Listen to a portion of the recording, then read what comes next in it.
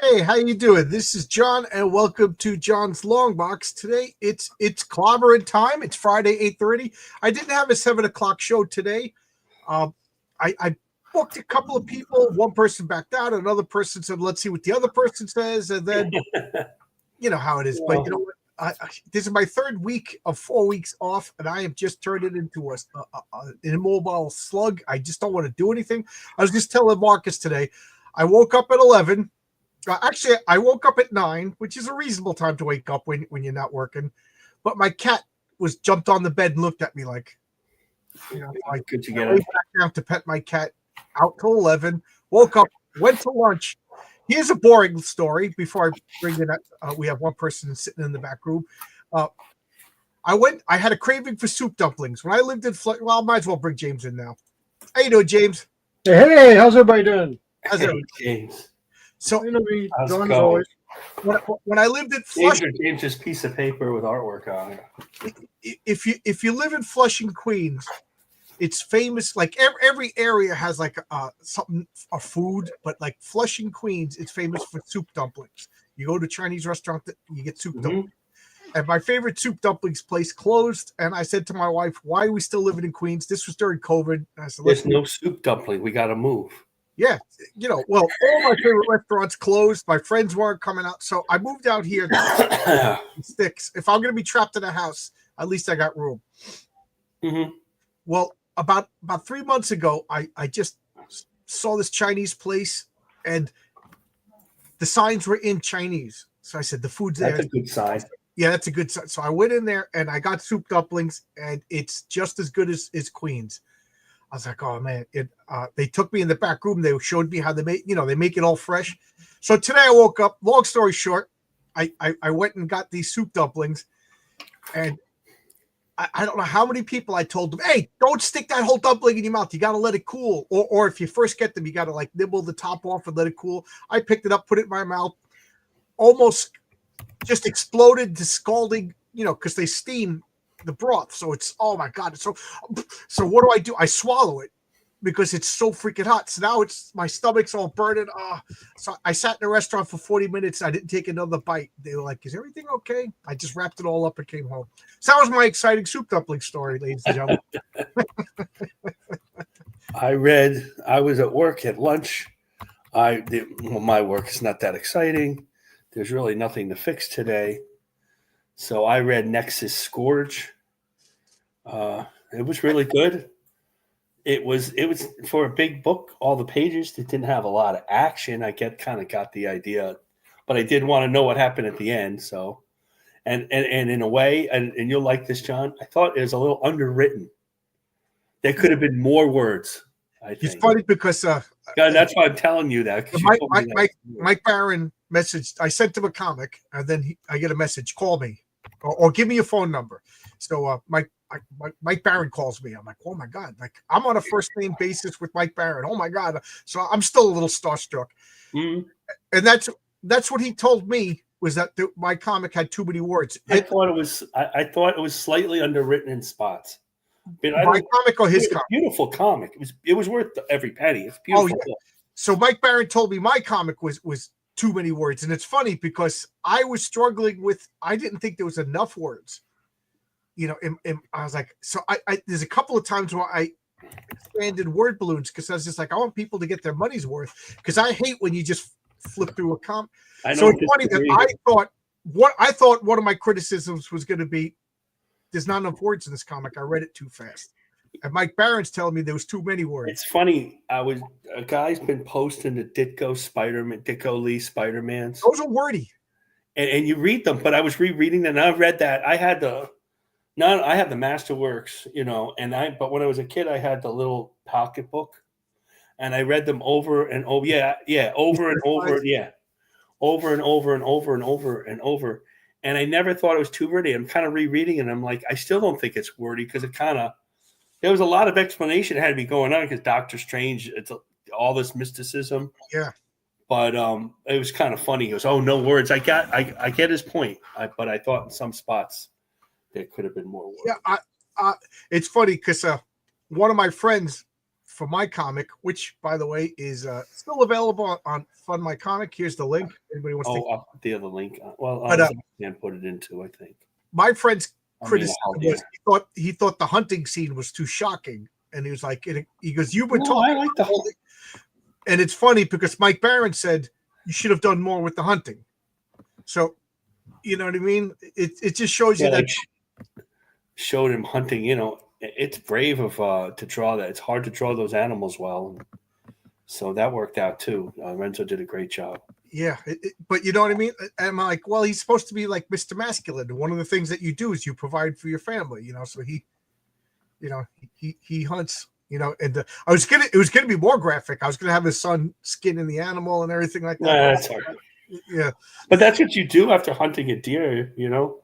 Oh, I was it's one of the stories is gonna be set in the past, and I was just like, you know, the wife is gonna give birth at home. You know what I mean? How do I turn it to Miracle Man #9? If anybody gets that reference, oh yeah, I got that reference. Yeah, I got it. But you know what I mean? They're supposed to be they're homesteaders at the same time, like everything masculine.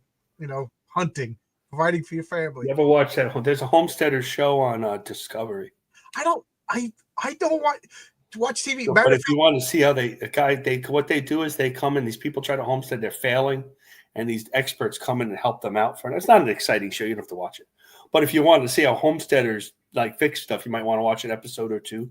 You know what's funny is RJ from the Fourth Age. Every Wednesday we do a show. Sometimes we talk beforehand. Sometimes we talk after. You're the only one who talks to him, so because he lives out. I'm not going to give out his information, but he lives out in the woods in a house that he built. He and his brother built the house. I've heard that. Yeah. They built everything in the house. And I joke around that it's got an outhouse and everything. And he says, laugh, we had an outhouse while we were fixing the house. But anyway, he says in his area, he says once in a blue moon, people will come and build a mansion, like a house. Right. And they'll just go and get away. He goes, but they only last like a year or two and they leave and they go back to civilization. You know, when RJ streamed, I think he used to go to his sister's house. That's why he only streams on like Wednesdays. You would go to. I think he got Starlink now. But I think he got like I heard he was talked into Starlink. Yeah. Yeah, because he wants to communicate every day. But he goes up into the attic. He says where there's no insulation, and he sits there in the cold. I guess Starlink is amazing though. So if people have trouble with the internet in the middle of nowhere, see how much Starlink costs. It works. So we put it in as backup to our properties. Zach says, hope you're all having a blessed Valentine. Yeah, I forgot it was Valentine's Day. I asked me and my wife, we don't, I'm blessed. My wife is low maintenance in the bed. Best in the word. She gets embarrassed by Valentine's Day and stuff like that. So but I feel like a heel if I don't get anything. So I messaged her at work. I said, I'm going to get soup dumplings. I said, her favorite thing, she's Canadian. She likes Tim Hortons. So I went and got her a dozen Tim Hortons donuts. There you go. I didn't forget Valentine's Day, but I didn't make it embarrassing at the same time. My anniversary is Sunday. So Valentine's Day, we kind of merge it, My anniversary is Christmas Eve. We tried to do, we tried to do Valentine's Day. So it's the 16th. With comics, everybody has an opinion. Yeah, that's the fun thing about comics. How you doing? I'm trying to say hello to everybody. Have a great show. I've had a lot of fun today because it's Valentine's Day. Well, has Luthor won yet? Martin Luther King won. We're already getting to that point, are we? Yeah. I'm just filibustering, letting people fill in. So I'm sorry, James. You popped in, and this is James Lee. I got his book right over here, The Steins. And what are you drawing? Okay, so. If you've been watching our show, The Studio, we came up with this idea of creating one character each. I'm not in on that. I need a character, though. Yeah, you are. You're in on this too, Marcus. Don't start. I'm trying to get out of it. Well, no, you're in on it because I'm pulling you in on it. So I have characters from Dawn. I have one character from me, and I have one that's kind of a mine and Doug Bacon put together. So far, that's what this is. So I'll come up with one. I've just been working. But I'm still missing two characters, one from Marcus and one from Omar. And I've been playing with my character for about a week now, so I've got her pretty much dialed in. So, and then of course Don's character he's had for like 5 years. So, And we got T Buddy just popped in, who's streaming live from his ice fishing shed someplace up in Yukon territory. Yeah, something like that. Oh, man. Appalachian, close enough. Appalachian's close enough. Oh, that's where you are. You're there in the Western Appalachian? North Carolina. Mm-hmm. How do you say it? I always say Appalachian. Am I saying it wrong? Appalachia. Tomato, what tomato. T-Buddy is. We're North Carolinians. We say whatever, you know. We He's say not different that than far anybody from else in the me. world. It's So. funny, Coop, because I love the paneling in your room because you always see those memes like the 80s and everybody had neon colors, stuff like that. No, ladies and gentlemen, where Coop is sitting, that's what the 80s look like. That's what they No, look that is like. not the 80s. That's the 70s. 70s and 80s, yeah, because back in the 70s and 80s, we got those. We had that back in the 70s. I don't. Yeah. After 79, man, that stuff went out the door. Chip we- core paneling, my friend. My wife has an office in the back room. It's like a small bedroom, and Mhm. that's what it looks like. It's just paneled like that. Sometimes I'll go in there and I'll just sit in a chair and just look at the paneling and be like, "This was like my bedroom back in when I first started collecting comics." Right. I will say this: we are drawing T Bunny's character Ironsides this tomorrow at night at 7 o'clock Awesome. in the studio. Maybe Mhm. after we'll go over what his powers are. Yeah. We got some reference. I like the character. I like all patriotic looking characters, Mhm. so that's fantastic. But I like the Well, the How glass people arm work. is always fun to draw for people. So, it looks like a lot of fun. Oh, is that what that is? Okay. yeah, it's called the glass arm, but it's actually a crystal. That's the hardest substance on the planet. So. There we go. Is there a name? Is there a name for that substance? I just get a kick out of like fictitious substances. No, they never named it. It's so singular that there's no point in naming it. So, Like Captain America's shield really doesn't have a name of the alloy. yeah, right. Okay. Okay, cool. I like that. We got RRTNZ, $5 New Zealand money, which I think comes directly out of Bilbo Baggins' treasure chest. So it's gonna arrive to my house in a little treasure box of doubloons. There you go. He goes, John, as Luthor would easily win in 2 or 3 minutes. How are you going to use the rest of the show to talk about Captain America 4? Well, I did a character autopsy on Dr. Doom last night. I don't know you what these people are smoking crack. Okay, If they think Luthor's I'm gonna with take that you, dude. T Bunny. I'm with you. I think Lex Luthor's overrated. okay, we'll start in a minute. I just like to talk for about 15 minutes, get people to wind in. But did anybody see the new Captain America movie? Nope. No, I haven't had a chance. Apparently nobody did. It's not doing too Well, Andy and Dennis do have a review out on it. I A find the review very, non-spoiler review. very non-spoiler, a very Well, fair review. I watched the film threat spoiler review today, and we're not missing anything.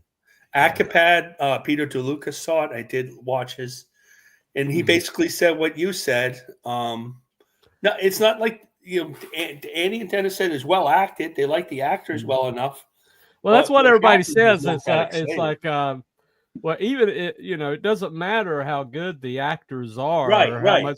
how much effort they're putting in. If the script is shit, the director's in over his head, and the special effects are garbage, which is pretty much what Right. That's happens. what. Yeah.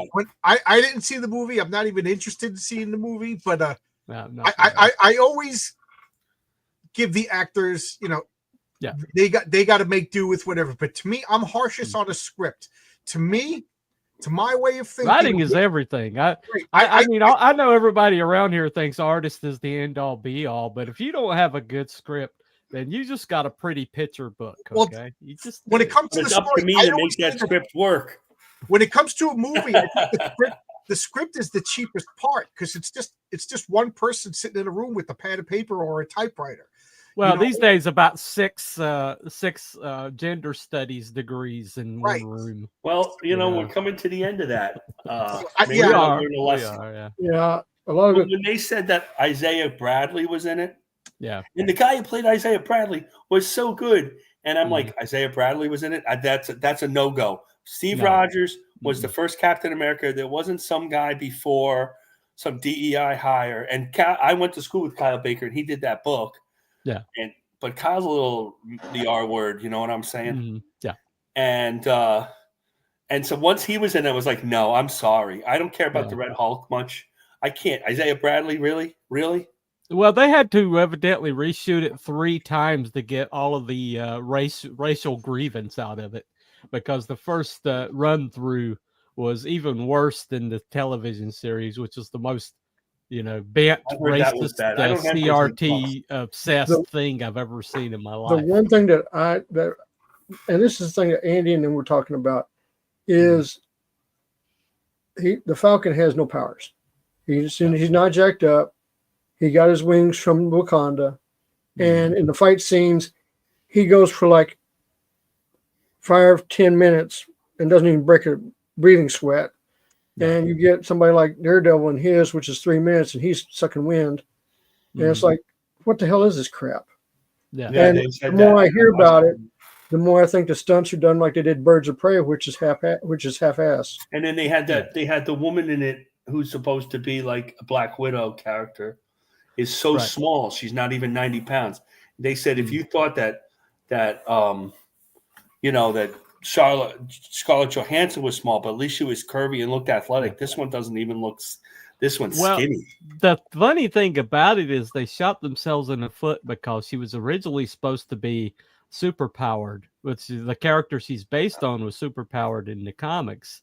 She's a mutant, actually. Super powered. And so her doing this stuff, if they had left that in where she was the original character who was super powered, then you wouldn't be like, oh no, there's another little 90-pound chick beating up 300-pound men.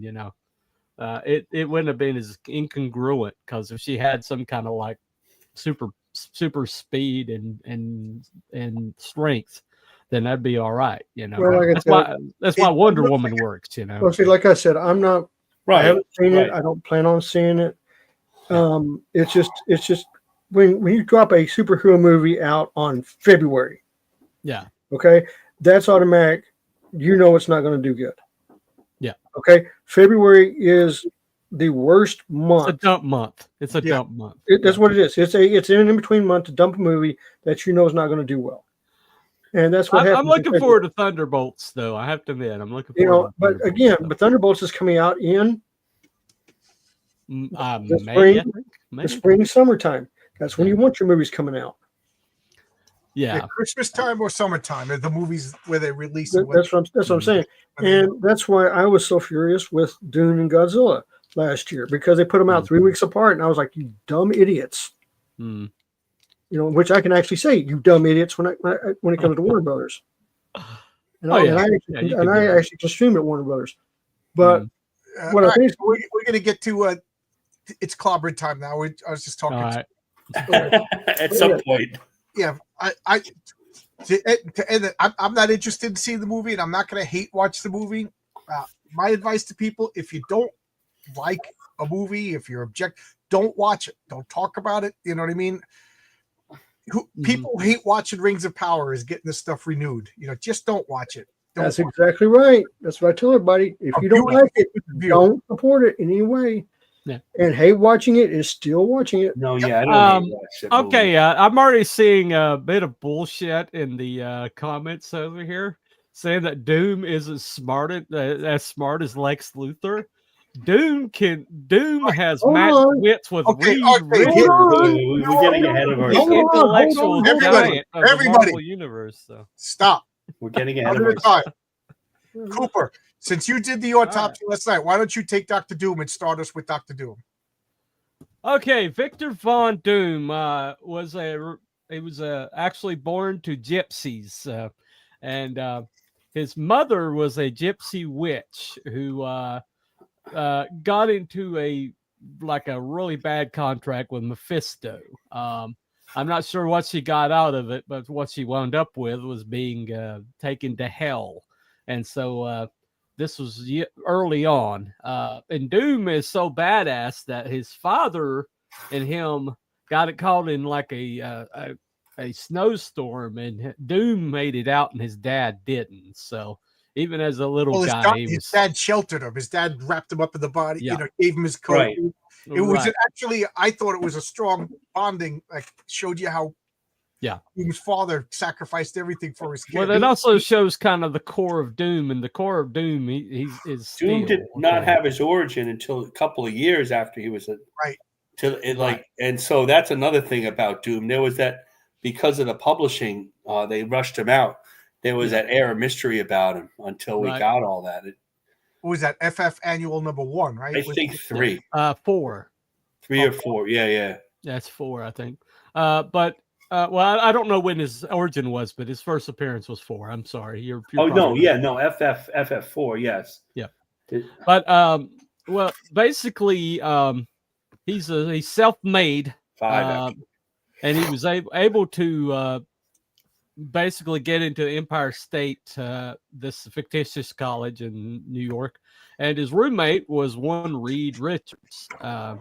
Reed Richards is considered by most people who aren't full of shit to be the smartest man in the Marvel universe.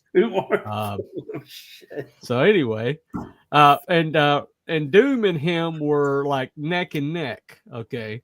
But Doom was basically dabbling in sorcery as well as physics, and he was trying to find a way to hop into the hell dimension and save his mother, and so him and Reed were going back and forth on figuring out how to dimension hop, but Doom basically the accident that caused him to burn his face, he actually pulled some demons into this dimension and caused a whole lot of havoc, and got kicked out of college for it because he blamed because Reed tried to tell him his calculations were off and that he had a mistake. Doom does not make mistakes, Cooper. Right. Exactly, and so the portal opened, and it caused feedback that burned his face, and he because he pulled some demons into this dimension, he got suspended. Which is, I imagine, Marvel Universe, you pull demons into, I mean, you have a banger of a party. You got shadow cause some property damage. That's one thing. Marvel Universe, you pull demons in, and they rearrange stuff. That's how you get kicked out in the Marvel Universe. But so he goes back to Latveria, where his roots are, and overthrows the king there and becomes the ruler of Latveria. And by all, surprisingly so, he's well beloved as a leader because the king, the royalty there was shit. And so this guy comes in from outside and overthrows.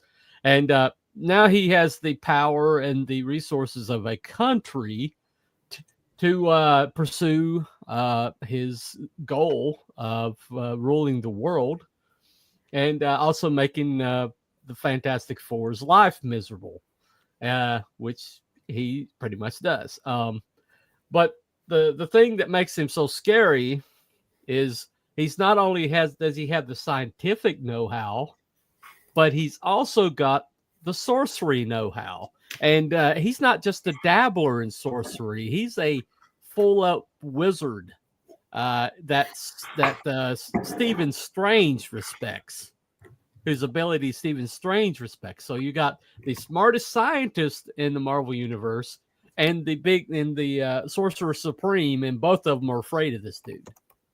And you want to say that Lex Luthor can handle this? He took on the Beyonder eventually. Yeah. Dr. Doom is always regarded as the second smartest guy on Earth next to Reed Richards, and the second best wizard next to. Although modern Marvel has tried to make Reed sound like a moron for about the last 10 or 15 years, so there's that. But the thing about Doom, though, it's all ego. Like I would like to think that had Doom gone over those calculations one more time, he would have found his errors.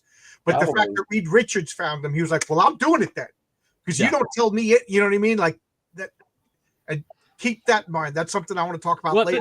But this sums him up, though, that the fact that he does finally free his mother from hell, but the bargain is the Faustian bargain that he makes with Mephisto to let her go is that she has to hate him. Oh yes, I remember that. And so he takes that deal, and she goes to heaven, but she goes to heaven despising him. And Reed kind of asked him about that. He says, "Why did you take that deal?" And he's like, "All I care is that she's free, right? And everyone hates me anyway." So pretty much. So Doom has this device where he's going to contact another world. It blows up. He gets expelled. Just keep that in mind. He's not an actual doctor. He never got his PhD. No. And then he goes on this like vision quest, like Doctor Strange. And I always think, in my mind anyway, because Doctor Strange ends up in some monastery in Tibet, and Doctor Doom made a left turn at Albuquerque and went to the wrong monastery. Like I always thought that these monks that made the armor for Doom, and then they put the mask on while it was still hot. It was hot. Yeah. Oh yeah. So this begs the question: was Doom's face like John Byrne always made it that Doom's face just had a slight scar, and that one tiny imperfection to the egomaniac ruined his handsome face? That's because Kirby said that in '87. Okay, Kirby said that in '88. He had one tiny scar, and then putting on this molten suit, like I was like it that like molded his face, whatever, and then he throws. But here's the thing: I always wondered who are these monks that were willing to do this. Yeah. And then I was so glad that later on, I forget the right, I think it was Jonathan Hickman. Those monks weren't the best people in the world either. Like they were like the opposite of Doctor Strange's monks. Doctor Strange's monks were good monks. These were like evil monks. But whatever. That who knows? But whatever. Well, if you want to question his intellect, though, he became Iron Man for a few cycles there. So. Right. So he's somebody that could take on Tony Stark's like technology, and while he wasn't able to recreate his technology, he was able to use it, which is saying something because Tony's like the greatest engineer in the Marvel universe. So right, like like I always subscribe to the notion that I think it was John Byrne put out that the specialist is the best. Yeah. Reed Richards is the smartest man, so therefore he has to be the smartest. Right. Whereas like Tony Stark is the best engineer, and I know, like now that I'm in a technical field, I know the difference between the engineers and the actual like theoretical brains and stuff like that. So, but like Doctor Doom is not the specialist in either. Yeah, he's not the technological engineer, and he's not the sort, but he's both. But that. To leave, he's the second best, and I think that's one of the things that drives him, is that his ego will not rest until he's recognized that he demands you call him doctor when he didn't earn it. Like Jill Biden. Yes. Oh, she's not a real doctor. She's a doctor of education. Ludicrous is a good comment. More like a lot of lawyers are juris doctors. We don't call them doctor. No. More like cultists rather than monks for doom. It's funny because now it's obvious when you point it out, but but I never thought of that. But absolutely. The other thing I'd like to add that Byrne felt the same as Kirby about the scar, but after he put on the searing hot mask, because that's in the original origin, Byrne retold it. He puts the hot mask and burns his face to what it looks like in that picture there. Right. Because at that point, Doom was like, who cares? My face is already ruined. Right. But I'm saving my trump card. Okay. All right. Donald Trump. Yes, save it for later. What's that? Donald Trump outdeals all of them. We're going to put the third person in. Well, that's his specialty. He has his ways. It's a bad Okay. So here's the whole driving factor for Doom. Right? Going through all this stuff, he had a driving factor, and usually when it comes to somebody that's really smart, really intelligent, so there's always that one driving factor. Doom's main driving factor with everything he did, His main driving factor was to get his mother out of hell. Mhm. You know what I'm saying? And you will do everything you can to get smarter, to get wiser, to find a way to do it. And that's exactly what Doom did. Right. He's a mama's boy. He's grandma's boy. And Good. Well, He would- he also loves his. Remember, his dad literally gave his life for him too. But his right, dad, but I'm just saying, his dad never went to Dad's hell. dead. Dad's dead. And you can't, mom's different. Okay, there's a big difference between mom and dad. Okay, and for him to do everything he could to get his mom out of hell, even taking that she's going to hate him for the rest of her life, or his life, whatever, he still did it. That's a driving factor that pushes people to become greater than what they were meant to be. Mhm. And this is something I don't think Luthor has that Doom has, and it gives Doom a little edge over Luthor. Well, Drive. I've got this way that I categorize characters, okay, and it's pulp or noir, okay. Now, pulp means they have like a supernatural something, but they also have a definitive moral code that is inflexible and is guaranteed and set in stone. And noir, is like the opposite of that. But Doom, for all his evil, has a definitive moral code. Absolutely. And it's entirely rigid, and it basically is the only way you beat him is because of it, because he just will not break his moral code. He's just too arrogant to think that to bend or to change his methodology. And that's the only Doom's reason why word he is does. absolute. Right? How many Yeah. times has he The other yelled thing that? the other thing about Doom, I know this is not going to come up because this is not a physical battle, that he could go toe to toe with the Thing. Right. That they always sent the Thing to fight Doom. There was that one time when he crushed Doom. It looks like Doom. It was a Doom bot. So, Tank Ferret wants to come in. Tank Ferret, you got to shut down YouTube, otherwise we're going to get an echo. Yeah. He knows. Is there still an echo? Yep. Yeah. Right. Tank, mute your YouTube. You got to turn off YouTube, otherwise this could be an echo. Yeah. So Doom, you said Doom has a strict code of honor. Mhm. The thing about Doom is he's a tyrant. He's an authoritarian, a word I can never say. Megalomaniacal.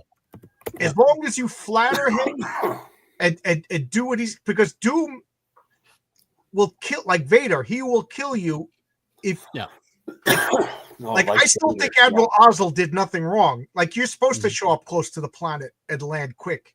You know what I mean? But like Vader. But Vader just killed him anyway, because Vader, he just had to get rid of that rage. Yeah. Okay. Tank Ferret says you hear, Ferret? Yo, how's it going, guys? How's it going? Hey, it's the Sorry about that. It's my tanker from another mother. Hey! Yeah, no, I've run all my sound through an audio board, so I was like, oh dang it, I had something unmuted. Mm-hmm. Yeah, that's a picture I did for the Drawn and Quartered Ultimate Edition some years back. I just, oh yeah, I had to put my hand on the scale. I'm definitely Team Doom all the way. Well, Jack Kirby designed the dude, so right. You can't get better than King Kirby. So I okay, yeah, full transparent. Dr. Doom is my favorite villain of all time.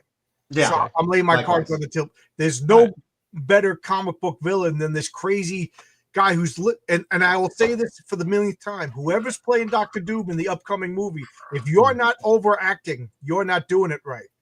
The guy who played Doom in the first Fantastic Four, he was too reserved. He was too, you got to be. Roger Corman's version was perfect. You got to be dude out of your nailed mind, it. Yelling and screaming, with the metallic echo machine on your. Have you ever seen the Roger Corman version, the unreleased one? Yeah, believe it or not, that's still the best Fantastic Four movie. Oh yeah. Because they embraced it and they stayed as close to the comics as possible. Yeah. So that was never supposed to be released. Right. No. There are bootleg copies all over so the hard place. to make that good too. Those Yeah. actors did all they There, could. there are so many bootleg copies. It's not even funny. Did Corman know that it wasn't supposed to be released?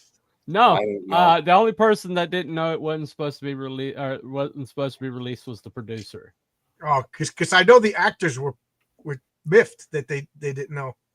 No, they tried to save it. I mean, they tried to. Yeah, they tried their best. Looniverse has a good point. Which Doom was that? There's one thing about Doctor Doom. Mhm. There's basically been one Doom this whole time.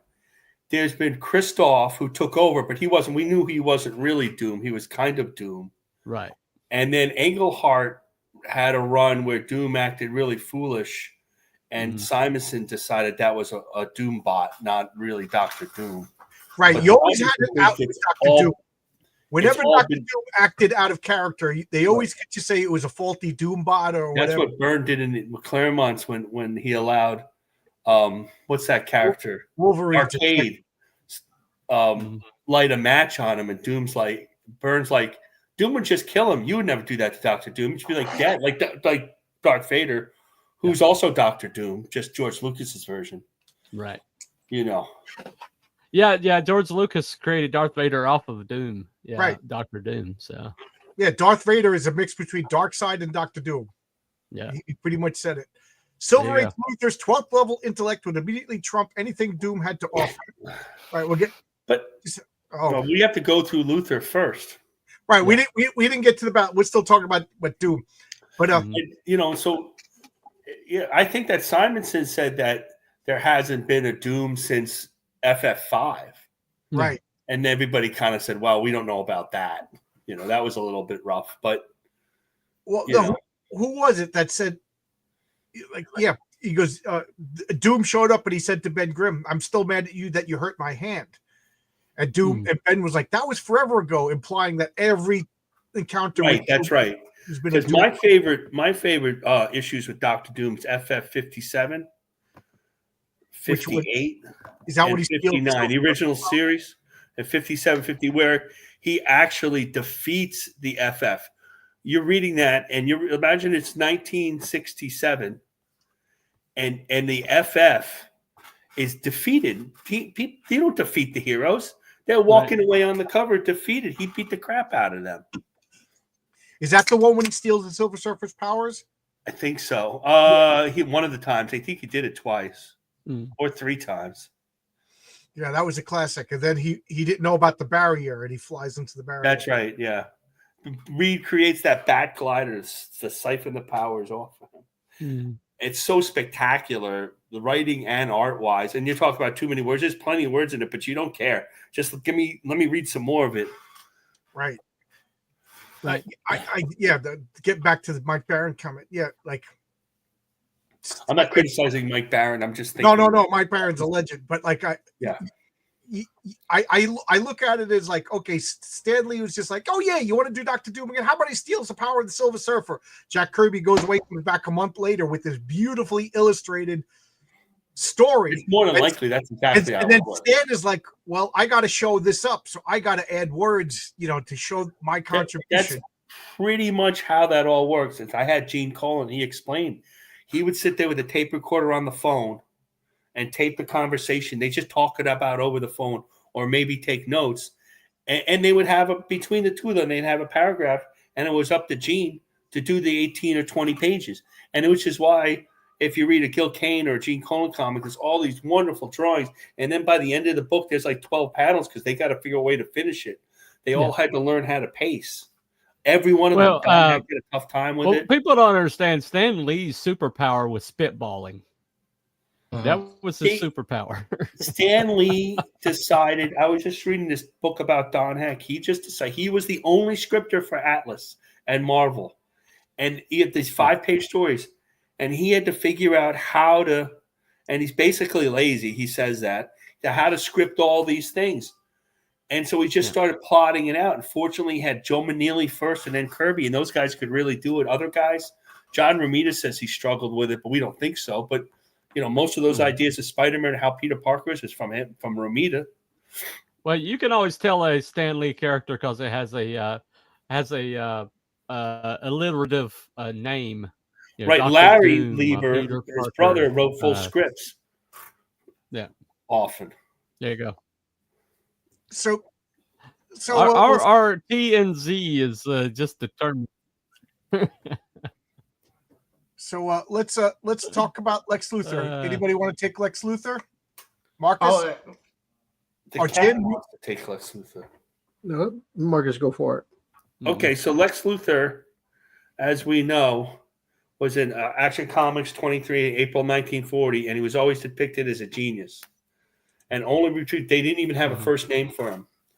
But he originally resided in a flying city, so he was always a super genius, and he was always bald. And he came back as Superman 4, but he wasn't Superman's biggest villain at that time. I believe it was the what was that other character? Not the Hermaphrodite, something like that. Ultra Humanite. The Ultra Human Hermaphrodite. That would have been a good villain, though. Well, he The kind of Ultra was. Hermaphrodite. He was female. But the Ultra Humanite was more Lex Luthor than Lex Luthor at the time. And then they made him a big deal in the Superboy comics because he became Superboy's boyhood friend, and Superboy, Lex Luthor was experimenting with chemicals, caused a fire. Superboy blew the fire out with his super breath and also blew off all of Lex's hair. So he was bald since he's like 15 years old. Yeah, but it's really the chemicals' fault. But he's Right, blamed but he blamed Superboy for the rest of his life. So he became not only superpowered, but always trying to outsmart Superman, constantly outsmarting Superman, bring him to other planets where he has no powers, beating him up in a boxing match. And he was known as the smartest, way smarter than Superman. Of course, the Silver Age Superman was super smart. The modern Superman is not super smart. I mean, Right. he's smart. Back then, everything about Superman was super. Even I his mean, intellect. I was gonna say, to be fair, Silver Age Superman could shoot little Superman out of his fingertips. I mean, Yeah.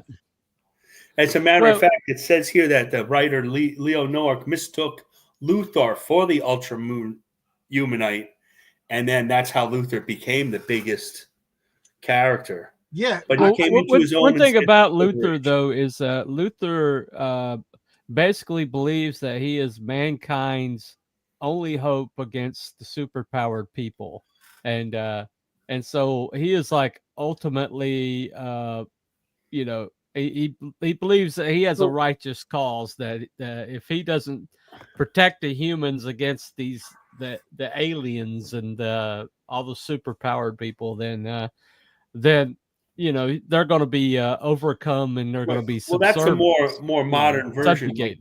right. Yeah. This one that John's showing in the 70s, like if you read, he was your prototypical evil genius. He just hated Superman. He wanted to take over the world. Yeah. He had the green and purple armor, and he always wore the same thing he wore in the Super Friends. That was his deal. Maniacal laugh. The Lex Luthor we're remembering now is the post-crisis, is that Byrne. Right. Would be fair to more say than Byrne, Marv Wolfman came up with before Byrne that he was going to be kind of Donald Trump. Because Donald Trump was really big in the 80s. He wasn't known as evil like that, but like rich, super smart businessman who lost his hair naturally, actually, because they showed that in Man of Steel. And he was exactly what T. Bunny said. But part of it is he's jealous of Superman. He can't be Superman. Superman's better than him. He's not the best person ever. He's driven by complete ego. and that's really funny. I always thought that was hilarious. Smartest man in the world can't cure baldness. Yeah, that's a good point. So, our currents, so we read all those Byrne and Wolfman and Jerry Ordway and Roger Stern, and he was the scheming. He actually figured out it was that Superman was Clark Kent, and then didn't believe it. Mm-hmm. Yeah, that always bothered me. He didn't believe it. It was unbelievable. I will say that Forever Evil is my favorite Lex Luthor comic of all time. But it might bother you. But when you think about it, he could not wrap his mind around why would I'm going to let him talk in a second. No, I was just saying. Oh, that one, yeah, that's right. Art of a Deal. That's a group on. Remember, Trump was big in the 80s because Maxwell Lord was also Trump. Lex Luthor was also Trump. Yeah. But Sale didn't hate Trump like they do now. I mean, they just decided those leftists that wrote those comics they hate billionaires regardless. Right. Yeah. You know, for here, but Forever Evil, yeah. I was getting New back to, he 52. couldn't wrap him out. He couldn't wrap as somebody being so wonderful and so super. Why would he want to be a regular person, a part Right. of time? That was supposed to be I want to say also, I want to add one thing about Luthor also. He could not understand why somebody who had the powers of Superman didn't want to rule. Right. He's right. That's absolutely right. You're right, James. You know what I'm saying?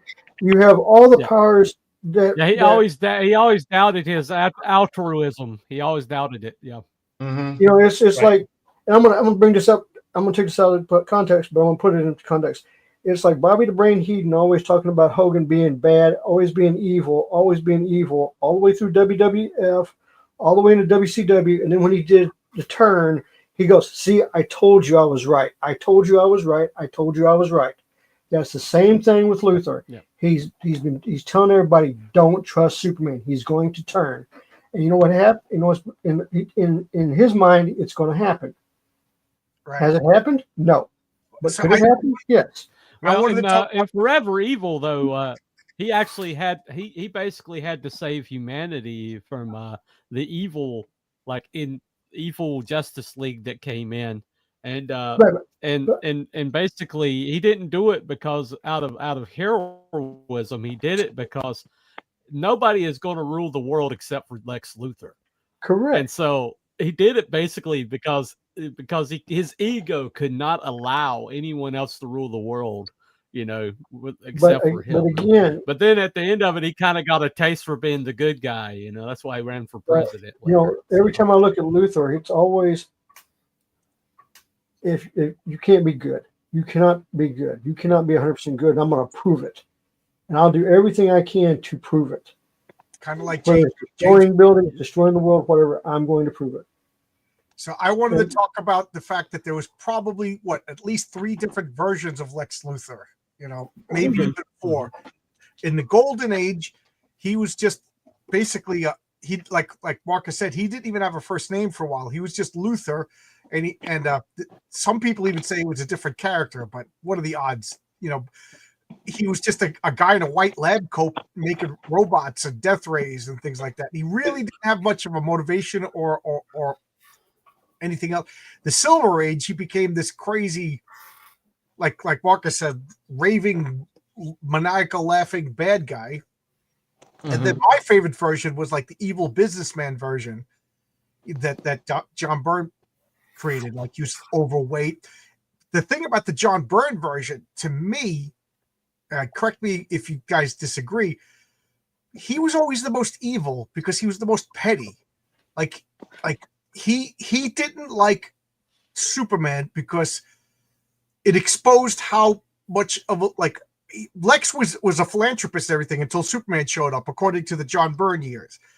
He was the top dog, so he could afford to be generous. He could afford to work. But then Superman showed up, and here's a guy not profiting off anything, giving it all away, doing everything, and that made Lex feel like, oh man, he's not getting anything out of this. Like I'm being shown. It showed how petty he was. And then they had those little vignettes where he was like tempting women with basically that that Demi Moore movie, me and I'll give you $1 million or whatever.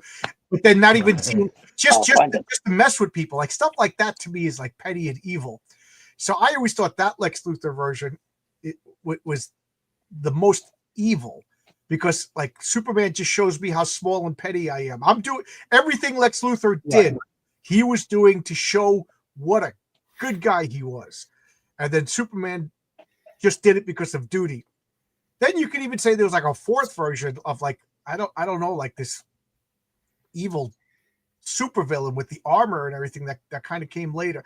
I don't know. But Dr. Doom has always been one character, even though Marvel has changed, they never really changed Dr. Doom. Yeah, Dr. Doom always had that honorable stuff, and even when he was a good guy, he still had this evil tinge. But I don't believe a guy who I still go back to that Mark Waid comic where he seduced and murdered and skinned his ex-girlfriend to show Mephisto how evil he was for Did Actually- Mark Waid read that comic? what's that? Did Mark Waid write that comic? Yeah, Mark Waid wrote that. Yeah, it comic. says a lot about Mark makes Waid, sense. though. No. So I just don't see how that the name of the comic was like irredeemable. Like that guy can't be a good, but that's the way comic books are. You Captain America can punch Tony Stark in the face, and 3 issues later they're best friends again. But whatever. Oh, But anyway, Yeah, but among guys, what the heck? so I now at this point I just would like to say like this isn't a battle of power because I think we got 6 people in the panel. I think if we were to just say like an all-out violence battle, does anybody think Lex Luthor has a chance? not even Well, close. I mean, all right. So well, hang on. If it really, Depending sorry. which version, which technology has he got. Because I don't think Mhm. I don't think Lex has a chance in any version against Dr. Doom in an all-out battle. I agree. I agree to if it's just an encounter across the omniverse, universal crossover, Doom slaps Luthor around and calls him Susan. I mean, that's just how it's going to go down. If they exist in the same universe, I would say that Luthor would leverage his political contacts to get the United States to engage in a conflict with Latveria, which ultimately would get the Justice League involved in the Avengers. We're saying that they both exist in the same universe. Doom's screwed. So if it's a political battle, Luthor's going to win because Doom's a hermit dictator, But if it's just a straight up power brawl, Susan. Right. So you're getting into what I'm leading into because Okay. well one on one. I don't know. RR seems to be the dissenting vote over here. We'll get you'll talk in a minute, but I don't see between his knowledge of sorcery and anything else that Luthor's going to win. But you disagree, RR. What do you think? One on one, Doom will lose to Luthor? I think one-on-one. Sorry, I haven't been able to talk because I've been having audio troubles. I haven't been sorry. able to hear much of what you said. So no, it's don't know what's going on with the phone. But so there are versions of Luthor, like just before they rebooted Superman in 1986, I think it was, the war suit that Luthor wore could go toe to toe with beautiful. Superman. Right. Yeah, and in the Justice League Unlimited comics, the war suit Luthor wears can go toe to toe with Superman, and even in this. But Hang on. You're leaving out No, hang on. Not just because of its kryptonite and red solar arsenal and other things. Yes, that's the only reason. Could he That's go? not the only. Could he go? That's not the only reason. Could his And Superman physically is way up here with Doom. It's much higher up than Doom. Anyway, the other thing is Doom's sorcery. I mean, I don't have as much knowledge of Fantastic Four as everyone else, but could someone like to point out, mention a few issues where Doctor Doom defeated Reed Richards using spells? He never did. What? Sorry, what? Never? He's the second greatest sorcerer, and he never uses spells against his worst enemies. Not much That's against because it's a bit of nerd a fight.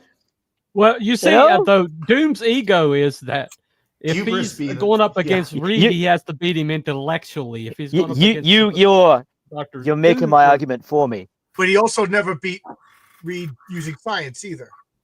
Yeah. And in FF, Well, he's tried. He's tried. But I will say, has Lex Luthor's armor ever went up toe to toe with, say, Martian Manhunter? Don't know. That I can't tell you. I mean, it's easy. He shoots fire at him, but Lex Luthor's armor is powered by I will be back. emits kryptonite radiation. That's how he goes toe to toe with Superman. It's like everybody points to the Dark Knight Returns. Batman beats Superman. Yeah. He shot him with kryptonite particles and then shot him with a kryptonite arrow. Yeah. Cheated with kryptonite. No. But I do like the scenario where Luthor uses political connections, right? And that's where because we're into a battle of intellects today. That's why I'm on team. Like I've heard, I'll admit it right now because let's get this out of the way. Dr. Doom as a comic book character is cooler. Oh, He is yeah. a cooler. He is a cooler character Does than Lex anybody Luthor. disagree with There's that? no argument, Yeah. right? Doctor Doom is a wonderful concept. He is one of the iconic villains in all of comics for all time, and there are very, very few equals. His name is a cultural touchstone. He's fan. Well, I was going to say fantastic, but I shouldn't say that. But Dr. Anyway, Da-da-da-da-da. but yeah, again, he's wonderful. has Captain Marvel ever went toe to toe with Lex Luthor's armor? Which Captain Marvel? Shazam.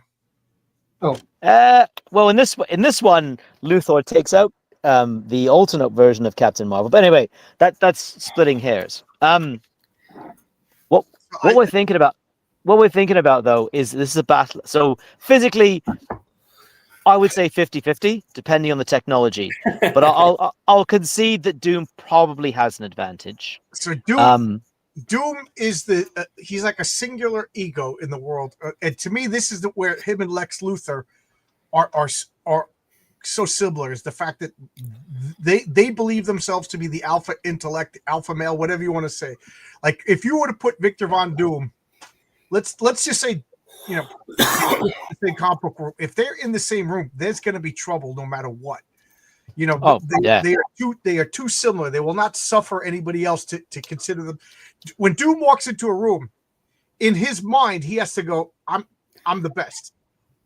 I'm everybody, kowtow to me. And Lex Luthor walks in the room and he wants the same thing. So you're going to get conflict. I totally agree. And what we're about to hit on is that Doom has far greater psychological limitations that limit what he's capable of doing with his intellect. And we've all pointed out, he beat the Beyonder once. He's had the literal power of God. Yeah, that story always bothered me, but I talked about that once, and people jumped down my case. Yeah. If you Beyonder, you become the Beyonder.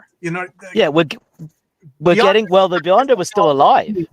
Beyonder is power. Like if you slurp up the ocean, you become the ocean.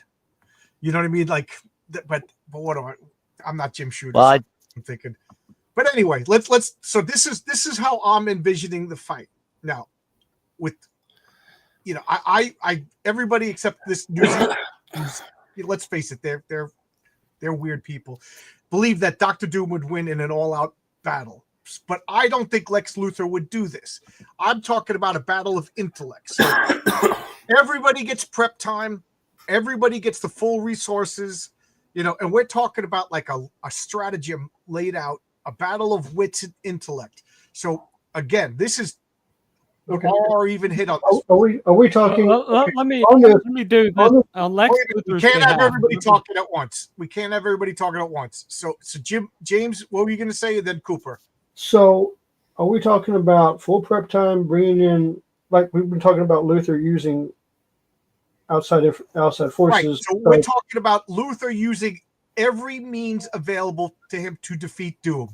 We're talking Doom uses every means available to him to defeat Luthor. Cooper, what are you going to say?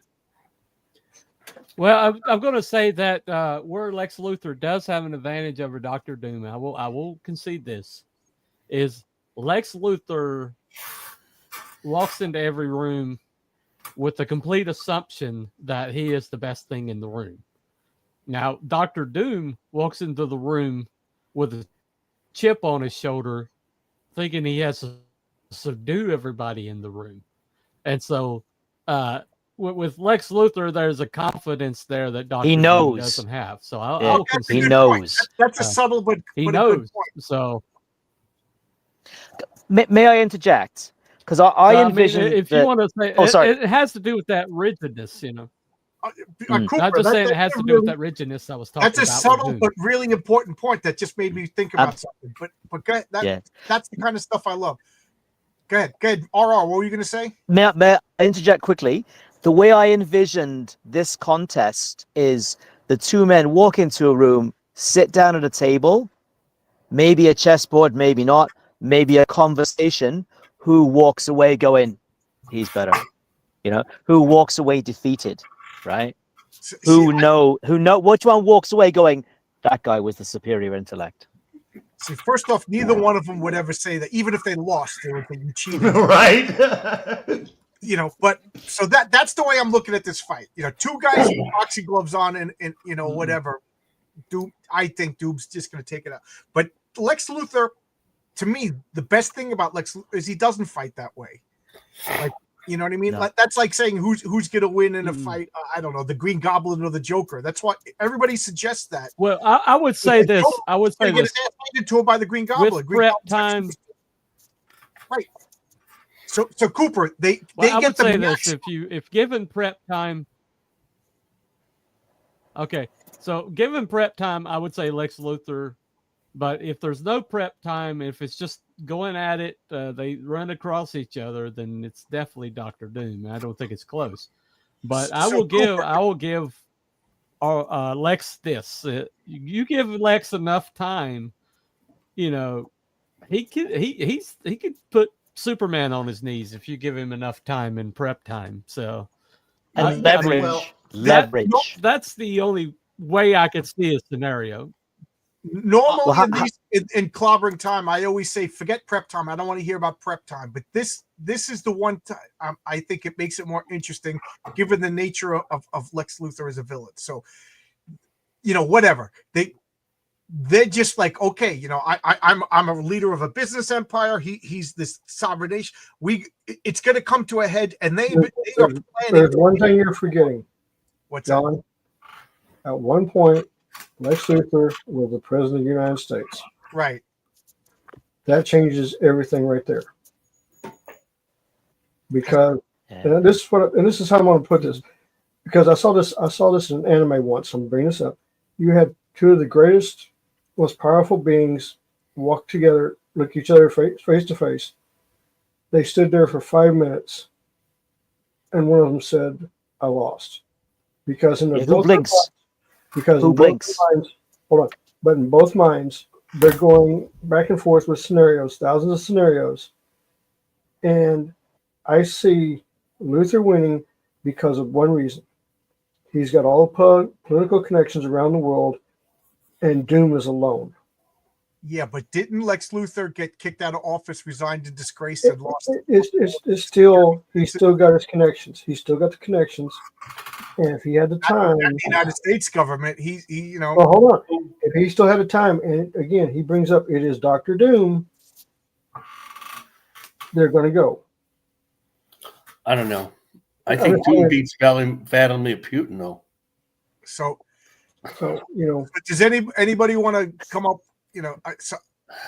That's just the way I see it. I mean, you gave. Yeah, but you know what? Luthor. His political connections, wouldn't that affect Latveria more than Dr. Doom? Well, let's freeze out Dr. Doom by putting sanctions on Latveria. Right. Why would the people of Latveria have to take it instead of Doom? Well, that's the whole point. You collateral damage. Back up what James is saying. Do you remember it was an interesting story, but if you start to examine it, it falls apart. The No Man's Land with the Batman. Remember that happened while Lex Luthor was the president, and then Lex Luthor used his political connections so that Gotham City received no aid. You know what I mean? Which ultimately led to Lex Luthor. Well, that just happened to Western Carolina, so it could happen. Yeah. Well, I will say this. Not wrong. But I'm saying, I'm backing up what James is saying is that Lex has, political, and I'm playing devil advocate. Whatever anybody's going to say, I'm going to try. Right. I would say Forever Evil. I would expect no less, John. Yeah. Well, I was saying Forever Evil though. One thing that really sums up Lex Luthor for me is when the battle was over and they had won, Atomica, which was like the evil version of the Atom, a female version. I'll find it. Yeah, but she basically shows up. She comes out, right, and then she begs for mercy, and she's like, "Oh, you're good now, right?" And Lex is like, "I'll never be the good guy." He just curb stomps her, right? It's on the screen. Yeah. There you go. Make him big.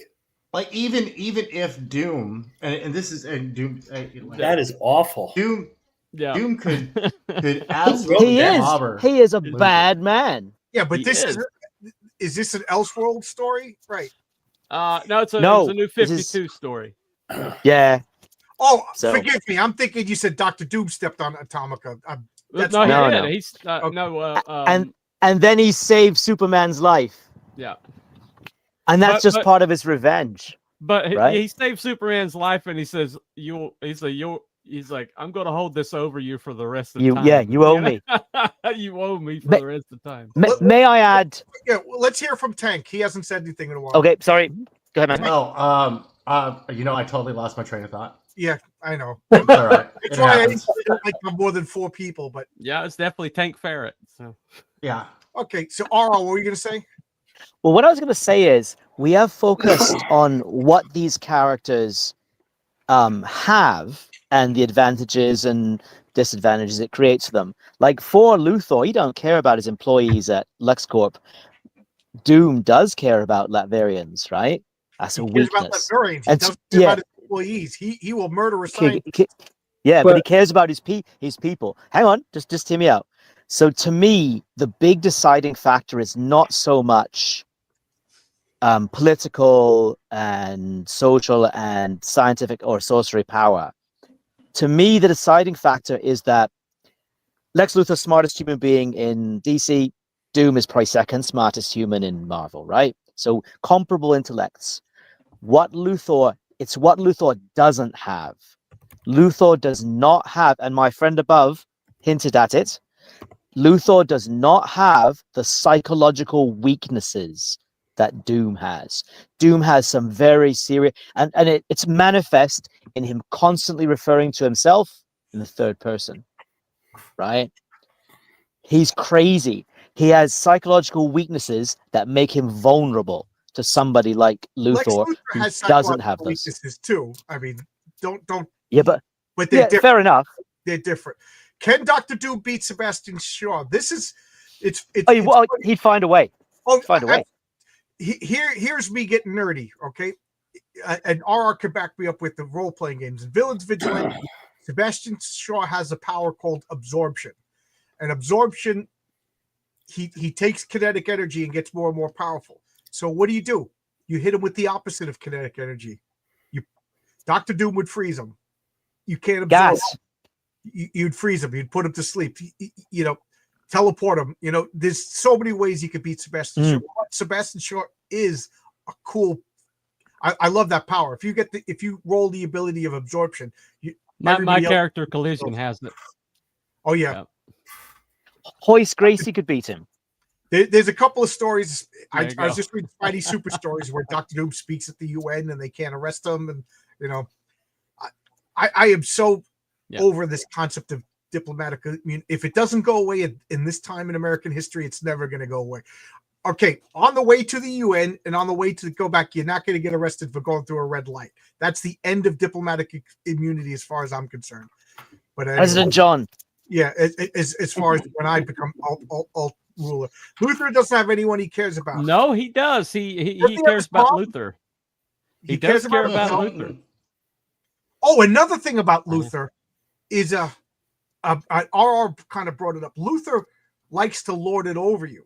Like, if you remember, he is so evil. He gave Lois Lane's mom an incurable cancer, and he alone has the cure, and he doles it out to her to make Lois Lane psychologically Leverage. dependent on. Oh, here you go. Here's the medicine. Here's the. So now, he's that kind of. I don't know. Like, to me, that's like Anton Arcane level of pettiness. My favorite petty villain of all time. There's nobody more petty than Anton Arcane. But James, you were quiet for a while. Tank, you were quiet for a while. Either one of you guys want to say anything? Yeah. I was gonna say that and here's the thing. Doom could absolutely one-on-one chance encounter or prep time, doesn't matter. Doom is gonna win that initial encounter. The problem is that Doom would view Luthor as just a man. And that would be the failing, because all Luthor would need is the chance to recover. Doom, Luthor is a great second act villain. I mean, he can really pull out the stops. Like, yeah, you beat him the first time, but you let him live, and that was your mistake. Yeah. And Doom would make that mistake because he wouldn't view him like he views somebody like Molecule Man or Annihilus or the Beyonder as this powerful thing. He's just a man, which is a big failing with Richards. I mean, he's had the chance to just end it forever and just kill Richards, but his hubris, and we talk about Luthor likes to lord over people. It's another thing. I mean, these guys honestly should be besties, but but they'd never be besties. I see them as two. Like, let's be realistic. If they was to clone me and there was another me walk, I would hate that guy. Right? When you're too close to. And that's how I see Luthor and Doom. They're just too similar. Even I do agree with RR. I think the psychological problems of Doom are vaster, and I'll get to that later. Whereas Luthor's not. I mean, if Luthor was sane, he would be just a normal guy. Luthor's insane also, but they're too similar. They would. I think they would remind each other too much of each other. And Lex Luthor is more of a stable genius than Doctor Doom. So. I'm gonna throw another suggestion on this. Sure. So Tank was bringing up if Luthor and Doom met, how would they act? And when I see them as acting like this, because they're both evil geniuses, they both are megalomaniacs, it would end up like MacArthur and Hirohito after World War II. They don't like each other, they can't stand each other, but they're going to work together for a final end, and then they're going to settle it after they're done. Right. I don't know. I think they would remind them. Doom hates himself. Lex Luthor hates himself. And I think they would see each other as a mirror of, you remind me too much of myself and I can't stand myself. And I don't think Doom would ever work with Lex Luthor. What? I'm the smartest man in the world. All this guy is a scientist. I don't need another scientist to work with me. I'll take a scientist to work under me to mix the chemicals that I don't want to deal with because I got more important to do. And I can see. Well, in real life today, we have Lex Luthor and Dr. Doom working together. Yeah, Bill Gates. As we know, right? Nah, they're gone now because Soros is in trouble. I think that both had the same fatal error. Is they're so arrogant that they always make that mistake. They basically, Dr. Doom's unbeatable. How did even the Fantastic Four beat him? But he always makes that one mistake that Reed can exploit. Well, this is what I'm going to get to. So, R was close. I think James said it too. This is not going to just be like, okay, we fight each other or even shoot a miss. This is like a 3-year trade war. Luthor calls in every favor he can to isolate. He's calling. What's the guy's name? Morgan Edge over at the Globe, and they're doing news reports about he's basically turning him into Kim Il-jung and isolating even more so back and forth. And then Doom is getting pissed off because Doom doesn't particularly care about his subjects. Doom cares that the outside world says, look how good it is. Look how good his people are. He cares about his subjects as a reflection upon him. You know what I mean? He's like, look, there's no crime. Right. I did that. Look, there's 100% literacy rate. Look, there's no starvation. Latveria is because I executed everyone who couldn't read. Right. Do you think what's his name over in Cuba cared about the average person? No. Yeah. No, he cares about the. You think Justin Trudeau cares about Canadians? Like Gul Dukat really do think of themselves as the hero. Right. Yeah, good analogy. Yeah. So that's what I think. I think that I think Luthor would put the hurt on Doom, and then I'm going to call it right now. I'm just going to go right to the chase. Luthor wins because I believe they both have psychological flaws, but patience Doom lacks. Ultimately, Doom is honorable. Doom is intellectual. Doom has hubris, but Doom does not have patience. And sooner or later, he's just like, I'm doing it. And Luthor is just like, that's what I was waiting for. Luther like a has spider. I can agree with Yeah. that. Luther has the patience. To me, they both, and Luther will wait. Like that's what I was bringing up. Like he wants Lois Lane, so he gives his mother cancer and he gives her medicine because I'm playing the long con. I don't think Doom has the ability to do the long con. Doom is immediate self gratification. I want the powers of the Silver Surfer, and I want the powers of the Silver Surfer now. I want ultimate. I'm going to take out the Beyonder now. Like Molecule Man, you know what I mean? I'm going to do all this stuff, but I need to do it now. And I think that is the fatal flaw. And when you're talking that high level power and intellect and nations and business deals and trade, you got to be the long con guy. So what do you guys think? Tank? No, I'm with you. As much as I love Doom, and I he is better developed character and all this other stuff, in a concerted battle of intellect, a war between these two characters, not even like a battle, because it wouldn't just be a battle; it would be war. Luthor ultimately wins the game. Doom may win in the short term, but his lack. His hubris be thy failing. You know, right? It would ultimately doom him. Ultimately, Dr. Doom is a spoiled child.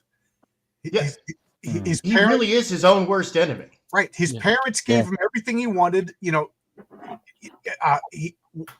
Boris catered to him. When you look at that early annual of Dr. Doom as a kid, you didn't argue with him. He got whatever. He's Alan Moore. You know what I mean? Alan Moore. I thought he was going to say Alec Baldwin. He's Alec Baldwin. First one, then the other. Oh, then he's the ultimate villain. But that's what I believe. I believe Lex and Doom both have flaws, but I think Doom's most immediate flaw is you give him what he wants right now, or he freaks out. And he can't handle when people don't jump when he says jump. So what do you think? Do you agree? And also, I just want everybody to know, Doom by far is my favorite villain of all time. He's cooler. Cooler character. But I'm just trying to analyze this as characters and be as true to the literature and everything. I scared Cooper away. James, what do you think about that? You've been quiet. Okay. No, I made it clear. I think in the long run, Luthor's going to win. I think because of his political connections and how he can motivate people to do what he wants. I also think he would get everybody else paid to Doom. You know what I mean? He's not going to. I don't think Doom is too much megalomaniac, controlling dictator type person. He's not going to have other countries fight with him. He doesn't have the trust of other countries. Does not play well with others. Right. So that's the thing. That's the main thing I'm saying. So for me, it's going to be Luthor. I mean, now if it's a head straight up one-on-one where they meet each other, no, Doom's going to smack him all over the place. Right. That's why I wanted to clear this. But if it's a co-calculated time to take him out, this is what I'm going to do. This is what I'm going to do. Luthor. Yeah. So yeah, Luthor's got him. Marcus, you've been. I've got a perfect. No, go ahead. I just got a perfect example of what John was saying. So, John, you remember the John Byrne storyline where Terax the Tamer is turned back into his mortal form by Galactus, right? And Doom finds him. Tyros, his name was, yeah? He finds him and says, I can restore your cosmic power, and gives him a suit. All you have to do is destroy the Fantastic Four. And Tyros goes off to do that, right? Fights Fantastic Four. What he doesn't know is Doom has double-crossed him, and the suit's going to burn out. He's going to explode. Right. And he's kicking the crap out of the Fantastic Four. And Doom is watching this and going, oh, he's enjoying it. And then he's like, no, I've got to be there. I've got to be there to crush Richards myself. And he rushes over and gets in Tyros's face and says, fool, I need to get in here and blah, blah, blah. And Tyros grabs him and immobilizes him in his armor. What happens later is Silver Surfer shows up at the last minute, save the day. And because he's still got his power, it's still part of him, whereas Tyrus is artificial. They have a big cosmic fight, and Doom's body is disintegrated, right? And Right. if Doom had just waited, if he had just waited, Fantastic Four would be dead. Doom has no patience. Game over. He doesn't have that ability to do long. Like he'll come up with a long-term plan, but then he'll mess it up because he's too impatient. He's too much of a spoiled child. And I need to address logic finance. I love Alan Moore. I'm probably the last Alan Moore lover on the planet, and I know you're being facetious. But wouldn't it be funny to see Dr. Doom take the mask off and it is Alan Moore? Dude, you know what? That's surprised me. just as funny as when the Fantastic Four met the one above all, and it was Jack Kirby. Yeah, that was also Mark Waid. I love that. Mark Waid could write a good comic. That was Wade. He can write a good. I don't think he can really write one anymore, but back then he could write a good comic. So Tank Barrett, Cooper. I've got a good Mark Waid comic. Okay. No, I know. He's played You've plenty been of collecting comics. comics for a while. You got a good Mark Waid comic. Yeah, Kingdom Come is awesome. I think that's more Alec Ross than Mark Waid. Yeah, I have Same thing with the to Marvels. I have to say the initial battle, if you want to talk about initial battle 101, I think Doom takes it. I mean, I don't think it's close, but if it's a war, if it goes beyond that first battle, Right. I do think that Luthor, if you don't get that blitz attack, if you don't take him out like the initial, which I mean, if Doom left him alive, then it would be Luthor. But And you know, Doom would leave that's him alive. presupposing. He's that- just that- a man. I think what RR said is a pretty, pretty good. Again, two comments today that really stuck with me that I didn't consider. Mhm. That Doom, Luthor, you're just a guy. You're just a businessman. Yeah. You're beneath me. You're not even worth killing. Is the way Doom would look at it. Man, that's true. But that's why also I wanted to make everybody understand that this is a battle of wits and intellect, not of power. Because we're talking about a guy who, he defeated the Beyonder, and I don't care what you say, logic. Raw power wise, yeah, but if you want to talk about like, he's a pure intellect, yes, but Doom is a megalomaniacal, and that makes him rigid and kind of myopic, where he gets tunnel vision pretty easily. Right. Predictable. Yes. Predictable. And if you are predictable around Lex Luthor, that's never You're done. gonna work out And for like you. it or not, Doom is not a successful businessman. No. Doom is a successful dictator. Doom, he plunders the resources that he needs. He steals the resources he needs. Like, do you think Doom has a team of accountants and lawyers? No. Where it's Lex Luthor is a successful businessman. So he could go to a meeting and charm people. He hire people. He could run the business. You know what I mean? Like Okay. I just thought of a fun one, like Bruce Wayne versus Lex Luthor in a hostile takeover of a company or something like that. How about that's even more Luthor, to be honest. Yeah. Right. Just Lex Luthor, Doom we've talked about has a code. There are things that Doom won't do. Right. Exactly. You won't There's very little that Lex Luthor would walk up to Doom with a box and say, "In here is technology that will free your mother's spirit. All you have to do is just drop on one knee. Here you go." That's the kind of manipulative thinking that Luthor's got. That's why he wins money. We could do the Submariner versus Luthor. He's a successful businessman. That's true. And that John Byrne, when you saw it talking about that, I pictured that, especially that Marvel Age, where, basically, he sat in a suit for the first 10 issues of that story. Interesting. But like I said, Luthor is a good negotiator. He has to be a good negotiator. He has to be good figuring people out. Whereas Doom doesn't need to figure people out. Doom declares. Well, also Doom can physically attack these people, so Doom doesn't have to have the patience. Right. So you're right about the patience. Doom can say, "Hey, I'm just going to beat the Fantastic Four. I'm going to punch out the thing." Well, it doesn't always work that way, but like a lot of it's a Marvel comic. It's the physicality. He fights the Submariner. Physically, he's as strong as anybody. That's true. And they don't even do the sorcery thing only once in a while. So most of the time, he fires bolts. He has robots. Right. But he always takes he battles everybody physically. He doesn't do a lot of. I mean, recently they've done the Illuminati and all that stuff, and what are they going to do with the World War Hulk? But that's all real modern. Traditionally, Doom was always taking people on physically. Here's another thing I just thought of now. When you said Doom is predictable, and Doom has Lex Luthor would somehow get it in the heat of argument or whatever. He would get Doom to promise something, and then Doom would like, I promised, I gave my word. Now I got to stick to this stupid thing. You know what I mean? So I just Doom. You know, I think Luthor has the advantage in a trade war battle of wits, long term, battle. Again, fist man to man. Doom is gonna hold Lex Luthor's heart in his hand.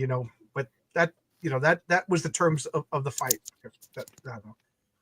On paper, Bruce may be more wealthy, but he has more liabilities. He's always paying for Justice League stuff. So at this point, I always thought next Friday, but Marcus and James, were you the guys that pointed out Magic versus Raven? James, you brought that to my attention, right? Yeah, that's a good one. That is one I never would have considered. Well, I really have to bone up on my Magic. Raven, I know Magic, but not the modern, more powerful. See, I'm kind of intrigued by that because they both seem to be like, mean to say, but like B-list characters. They both seem to have like undefined powers, and I really would have to do research on both of them. I have the thing was when Magic first came out, she was more of a story object. Right. She was a MacGuffin.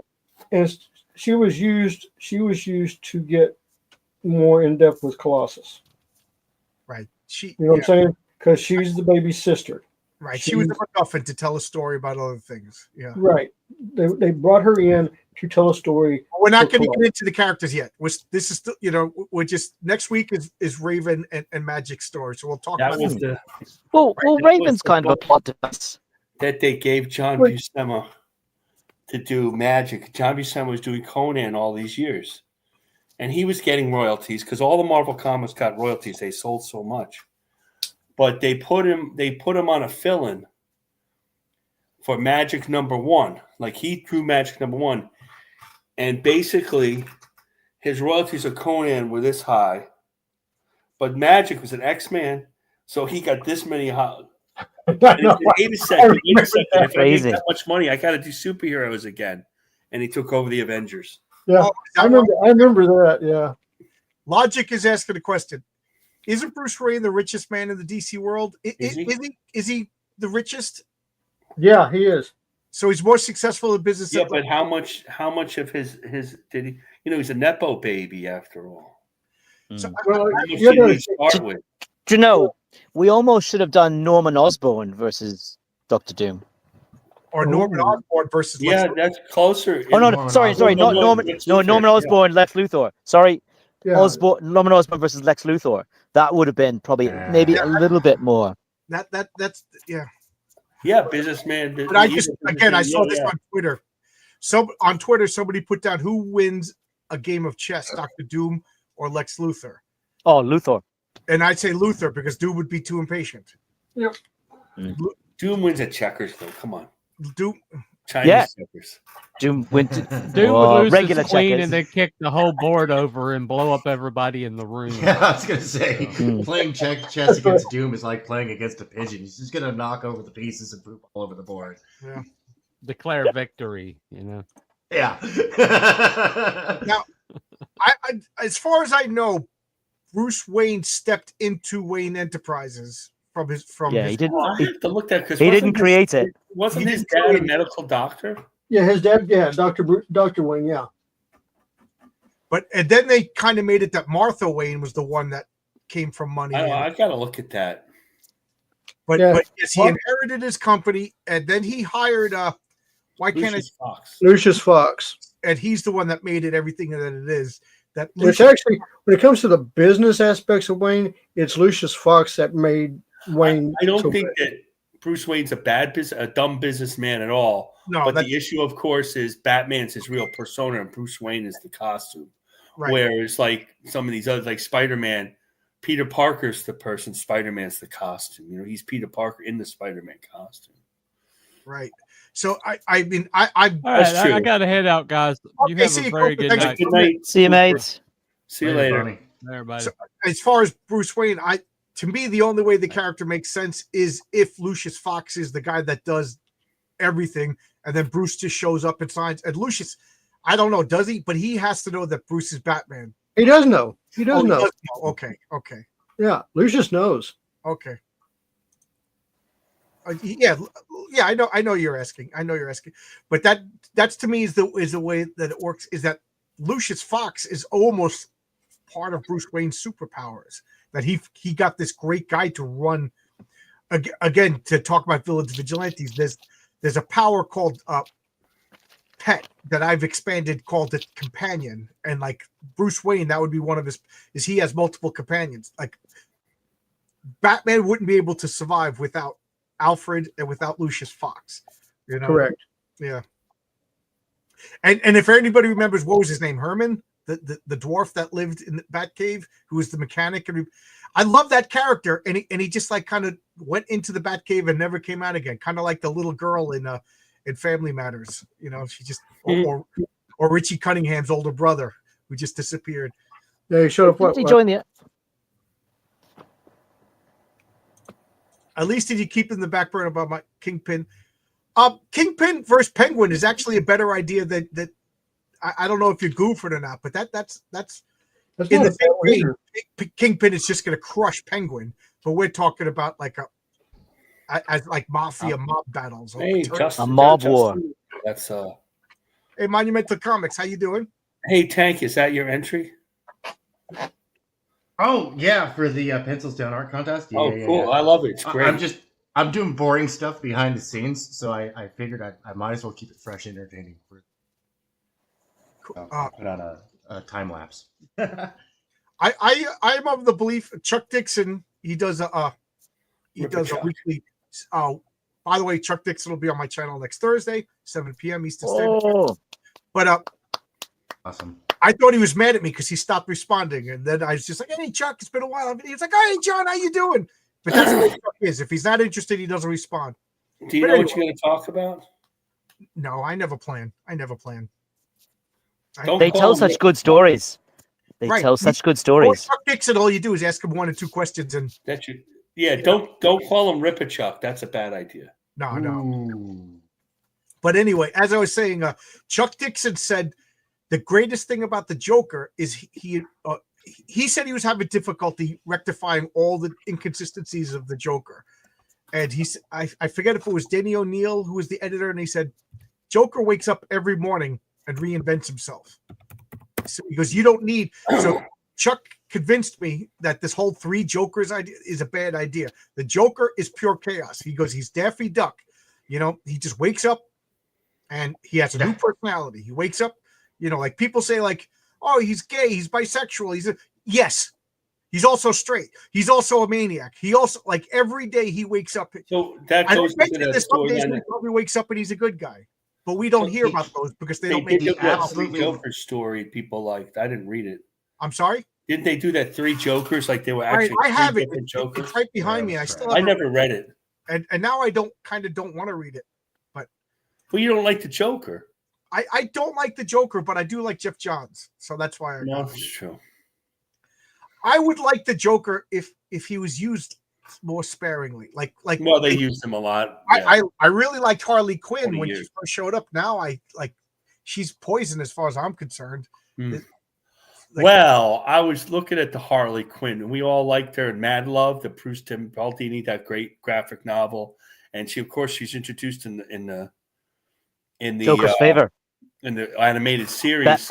Joker's favor. But when she came to I have to say that Palmiotti and Connor, they ruined her.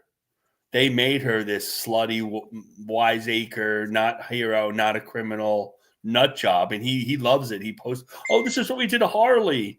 I love what they did in the movies," and she's just completely a character nobody could like. And he did it. You know, so what are you the gonna do? best Harley is the one that was in the animated series. When Right. they brought her out. The But that's animated a series is different the that's a best whole everything. different Harley. And the Yeah. thing about it is we're not going to get either Conway or her back. They both passed away.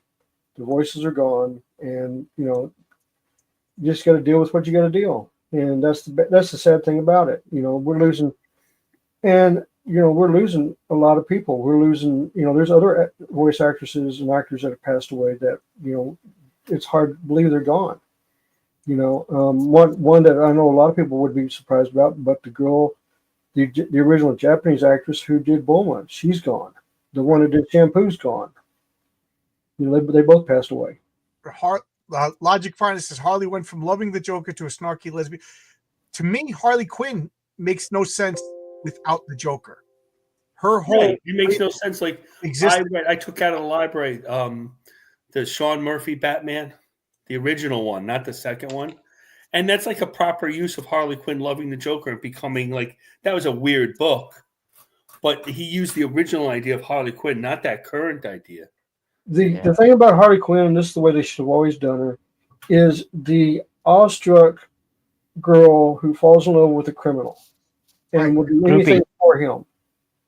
And I mean, and that's a real trope. That really is a real trope. She's all these girls are writing love letters to serial killers in prison. Yeah, like Bonnie and that's Clyde. She got access to him because she was the psychiatrist, and then the Joker, the genius, manipulated her. Brilliant. And and that's what I'm saying. They should have kept playing that off, because Jim. that's just like when Neil Adams and what was his name, when they took over Batman and they made it Denny O'Neil. Denny O'Neil. When they took it over and they made it so good, detective and stuff like that, they should have kept doing stuff like that, but do it on the Joker and Harley Quinn side, where she is the mad-struck love of this nutball crazy guy, and have that relationship being shown in the books when Batman is trying to stop both of them. That would have worked. That works so well, but they don't do that. What's the name of that movie? Natural Born Killers. Yeah, I don't like that movie. That's what Harley Quinn and Joker are like. Yeah, that movie. About the Juliette Lewis character. She doesn't exist without the other character. I hated that movie. It's hard to watch, eh? Well, that's Not why a nice film. Because it was a bad movie. It's a bad movie. It's a good movie, but it's hard to watch. Right. But True Romance is an amazing movie. That's another movie. You don't make a movie about Alabama without. No, with Clarence, yeah. Clarence. True Romance, because aren't Natural Born Killers and True Romance both by Tarantino? But Oliver Stone directed Natural Born Killers, and Tony Scott did True Romance. It's a great film, True Romance. Fantastic.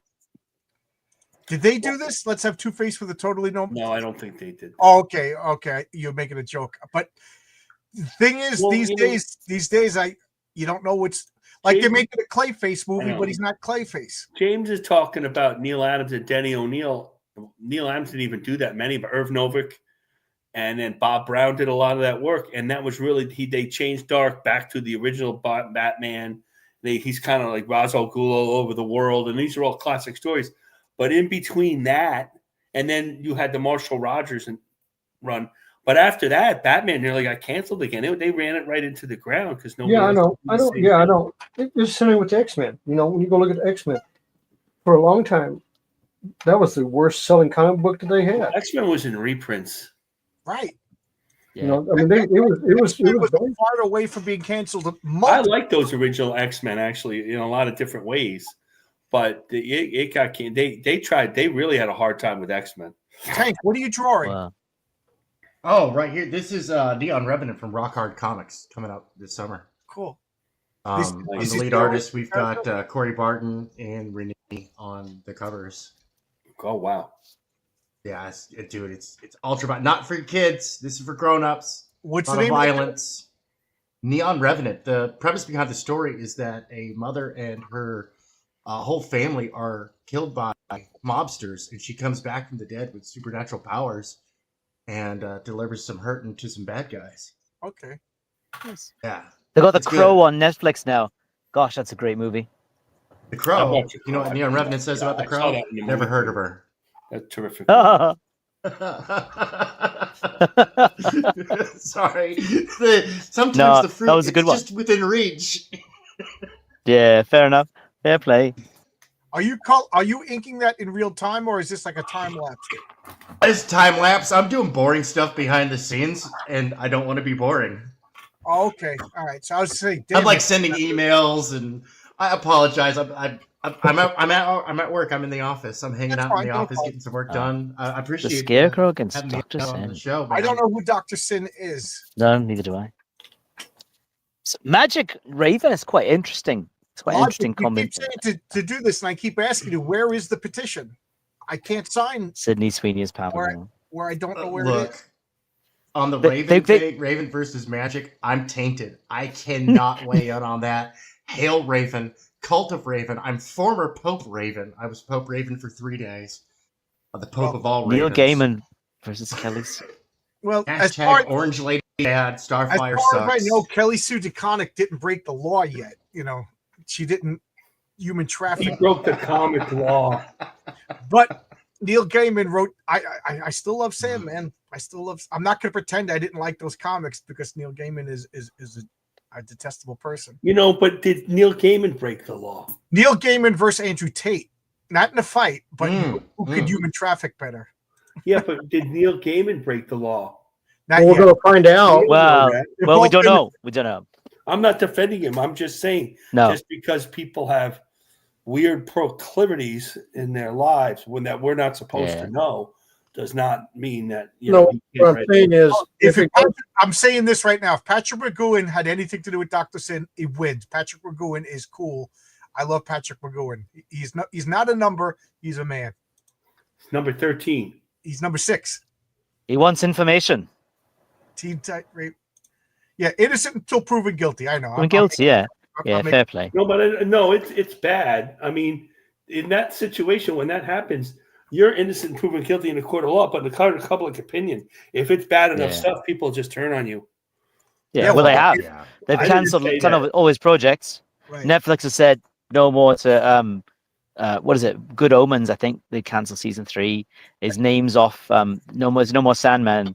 Right. Yeah. So Well, I mean, Gaiman was woke. I think they anyway. were looking for an excuse to cancel Sandman. oh, Marcus, he was woke before woke was a thing, though. Oh, I know. Like, A lot he- of it more. You know, we were talking about. I was listening to the Chuck Dixon this week, and he talked about the Captain America from the 50s. And they, Steve Englehart, he said it was Roy Thomas, but it was Steve Englehart brought them back, and they had a great series, Captain America versus Captain America. But Captain America from the 50s came back a virulent racist and fascist. And that was typical woke stuff. They did a lot of that in the 70s. And we just kind of accepted it. The story was good. It was exciting. It was well drawn. It wasn't a bad comic, but they did that a lot. They had in Captain America, they had Red Skull try to start a race war, for God's sake, in 1972. Aquaman and both Aquaman and Namor's oceans got burnt to a crisp, at the same month, I think. So it's been around, and it's been in comics. It's that the stories were better. They were fit in with the superhero stories that we could still read them. And we were younger. We didn't notice it all.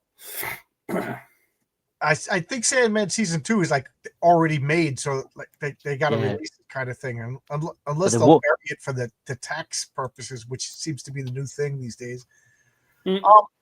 Teen Titan became Pope. What? Oh, yeah, no. You gotta. It's my favorite online rivalry. The best internet beef to ever happen. The Church of Starfire versus the Cult of Raven. Oh, okay. Yeah, it's a classic. It's great. Hashtag Orange Lady Bad. Gosh, Orange Lady bad. There's Dude. nothing bad about Starfire. The way George See? Perez grew her, there's nothing bad about her. Oh yeah, no. Did It's you ever see? it's all fun and games. It's all tongue in cheek. Who's the greatest Titan, Raven or Starfire? We don't even give people the opportunity to answer with any other character. We always force them into this position of it's one of these two characters. That's pretty funny, actually.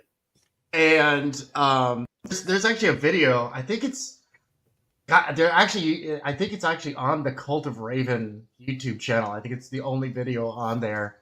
But it's a supercut of the Cult of Raven trolling live streamers, forcing them to pick and select it, and it's edited all the Shocking.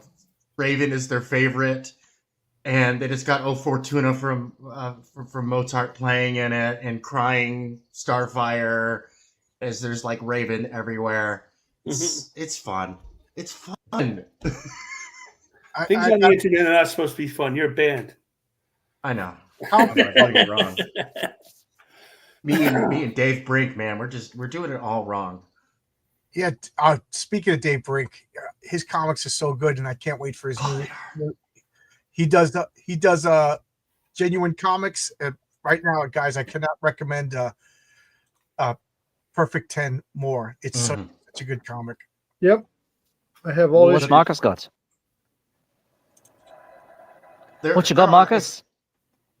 We got Perfect 10. Oh, look at that. Yeah, there you go. Oh, that's beautiful. Oh, thank you. I'm just bringing this up. This is Iris Chabot. This is the actress that Irish. How do you say it? Iris Chacon is. This is the woman. One of the women. Oh yeah, I was just thinking of her. Starfire was based on. I mean, yeah. There you go. Look at that. But anyway. No, I love Starfire. I love the Teen Titans all together. I'm starting to agree with you. money laundering. There's something shady about Netflix, you know. Oh, they got. I don't know about Netflix in America, but Netflix in New Zealand anyway.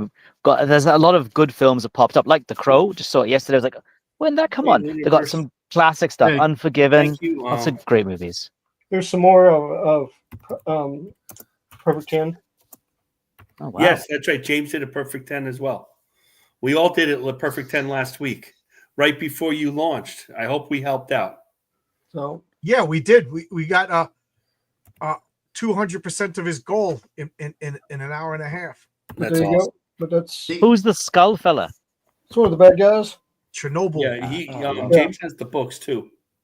So yeah, I have the book. Yeah, it's coming out great, dude. Oh, Wait, what's his name? Chernobyl. Damn it! I thought of a character named Chernobyl. Right. And I feel well, it's uncopyrightable. So Yeah, always, whenever you come up with Dave, you'll be sure that Dave Brink came up with it first. well, I had and I showed Dave the papers for my role play, the Chernobyl man, who was like a Russian knight, you know, so he looked like a knight in armor and everything, but he was the Chernobyl man. So What's his powers? Oh, I just got it. Chernobylman. right. Yeah. So it's getting to be a joke that every time Dave puts out a comic, I got to rewrite one of my scripts. You should team up. What's would his love to. powers again? Your Chernobyl? My character was the Chernobylman, like a nobleman, but he was the Chernobylman. I like to play on words. And then Dave has Chernobyl.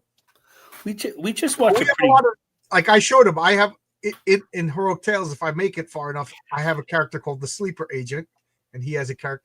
But I showed him the paperwork. He's like, yeah, it's different enough. Like his is a sexy chick. Mine is, he's the descendant of William Randolph Carter and John Carter, Warlord of Mars. Yeah, that would be different. Yeah. So they're going to be different. So my character, And he's only popular in the summer movie season. right, and not even then with the last Warlord. We of like Ugh. on Netflix. We just finished watching Night Agent. We like that the first 2 seasons. Was it good? Would you recommend Well, it? we liked it. I mean, it's not groundbreaking, but it's a lot of fun. The actors are, they're, at that point you have to like who they are. It's not that much different than some of the things. The first one particularly has some twists and turns that you couldn't figure out. I kind of figured out the second one. I Is it literally the guy with the phone? Right. Guy answers the phone. He works in starts out the White House. Answers the phone. Yeah. I started watching Resident Alien, but Yeah, I didn't watch that.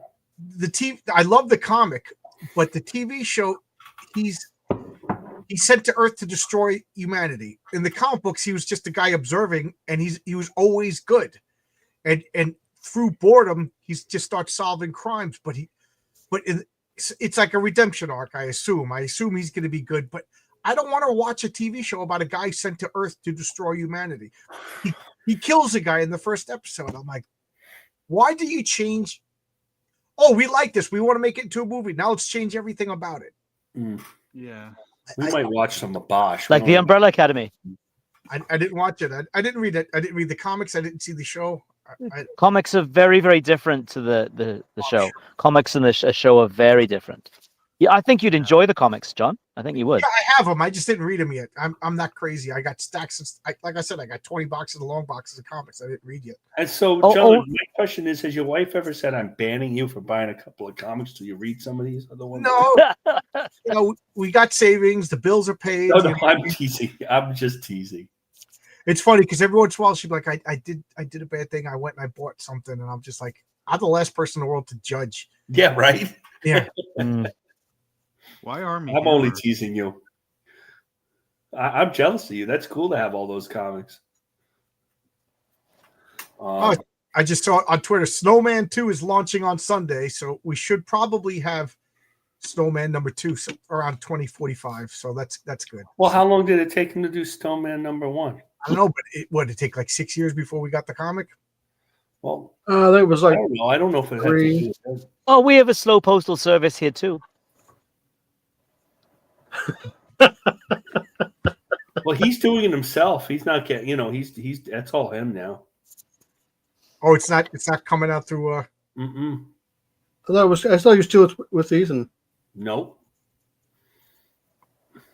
I was wondering.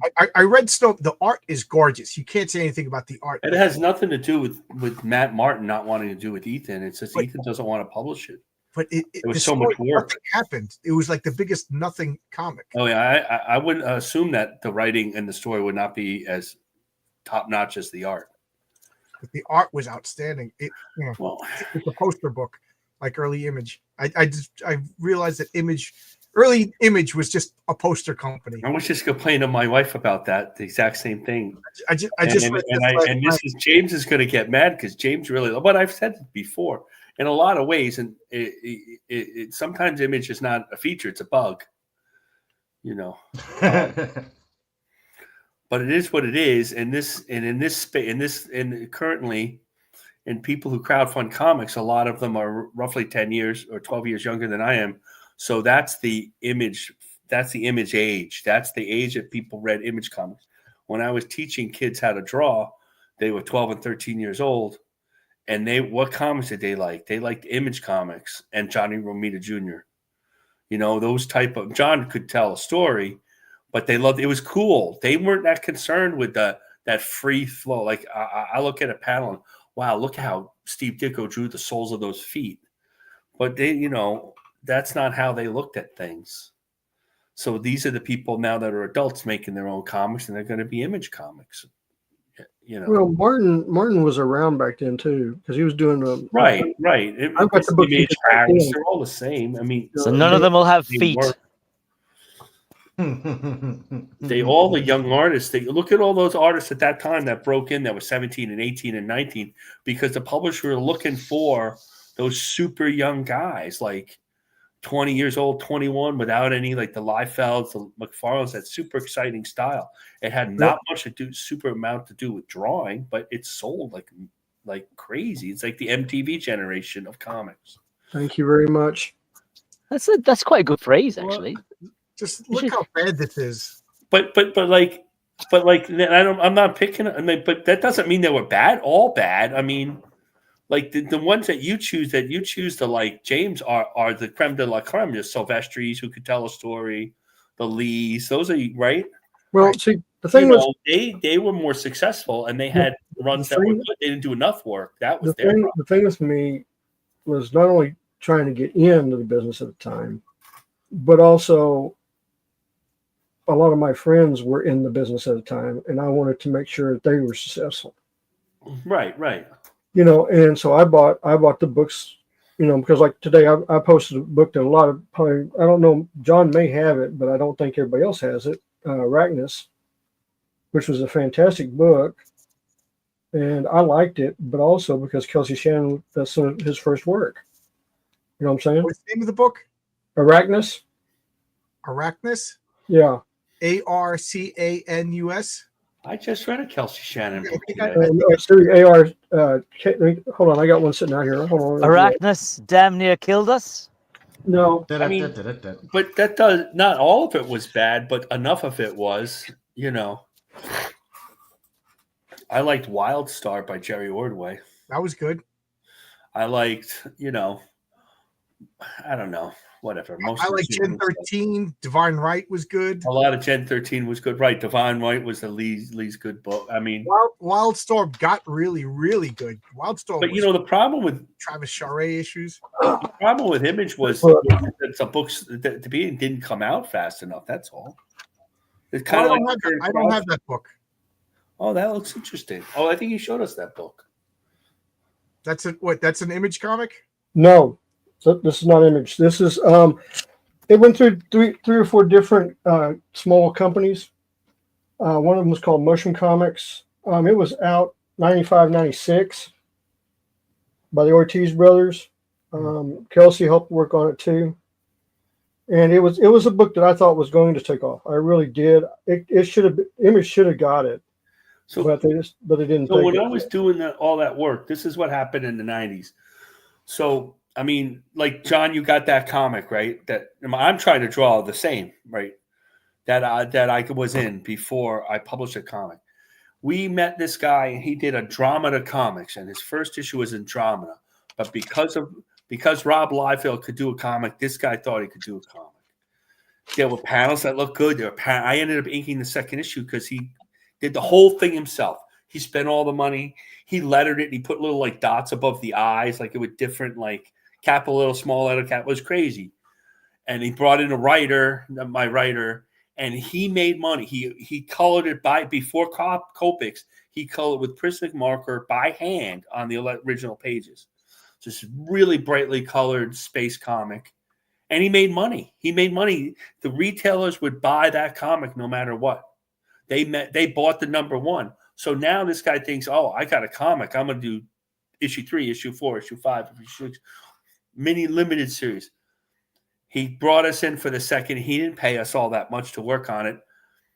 They don't want the second issue. They just want the first issue. He lost money on the second issue, and he stopped doing it. That's kind of what everybody went through. It's kind of like the black and white explosion in the 80s. You know, you could do that first one's going to get that big sale, and then the second one is just be a disappointment. Yeah, so. But yeah, here now you get to do it on your own. You know, you don't have to worry about it. This is more Heather Antos versus Kelly Sue DeConnick. I think Heather's a little hotter. No. No, I'm sorry. I do not deal with women that's got nose rings and looks like something out of the Bad Hair Day. Did I bump you or did you leave? No. What happened was Mount Doom started erupting again, and it interferes with the internet from time to time. So I got kicked out. So I thought I bored you. We'll settle the Heather Antos versus Kelly Sue DeConnick, and then we'll end for the night. But has Kelly Sue DeConnick ever produced a good comic, and has Heather Antos ever produced a good comic? I never read any of their comics. You guys tell me. I never read any of that crap. Now, Marcus. I will say that the Heather, I met Heather Antos. I bought like a bundle of her comics. They were all crap. They were all, and I made a video of it. They were garbage. Oh, I remember that. Yeah. Now, the Kelly Sue DeConnick comics, I will say, were less. They weren't great. I'm sure she has some bad comics out there, but what I read of her, like her early Captain Marvels, they were serviceable. So she wins by the fact that I'm going to give Heather Antos a break because I think she hired Rini Strakowski. Oh, she did? I think Rini will work on Spider-Gwen, right? Oh, she did? Well, I don't know. Well, that should get a credit of bringing I will Rini have to say, I've read terrible Heather Antos books, and I read serviceable Kelly Sue DeConnick books. So was Heather Antos really a writer or just an editor? Well, I'm just in this capacity. You know, right. But anybody got anything to say? Anybody got anything to pitch before we close it down for the night? We'll start at RRNT and we'll work our way counterclockwise. Just My channel's just me doing Welsh nonsense mostly. But I do have a friend. I have some friends. Sure. Do you mind if I pitch two friends just very, very quickly? Go ahead.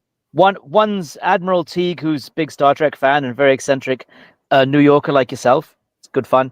And also J-Man, who I'd love to set up a collaboration between John and J-Man, because I think spiritually you got a lot in common. I really think you do. J-Man, nice channel, does a lot of comic reviews, and I think you and he would see eye to eye on a lot of things and not eye to eye on a lot of things. But I think that you and he approach comics, role-playing games and such from a similar angle. So I'll shout out my friends, J-Man and Admiral Teague. Okay. It's me. Luna, you got anything? I am going to do it's a break. For now last is from Zero to Hero, and then I'm going to move directions of where my channel's going. I'm going to reveal the new direction I'm going with for my channel, our Luniverse. You can check me out on YouTube.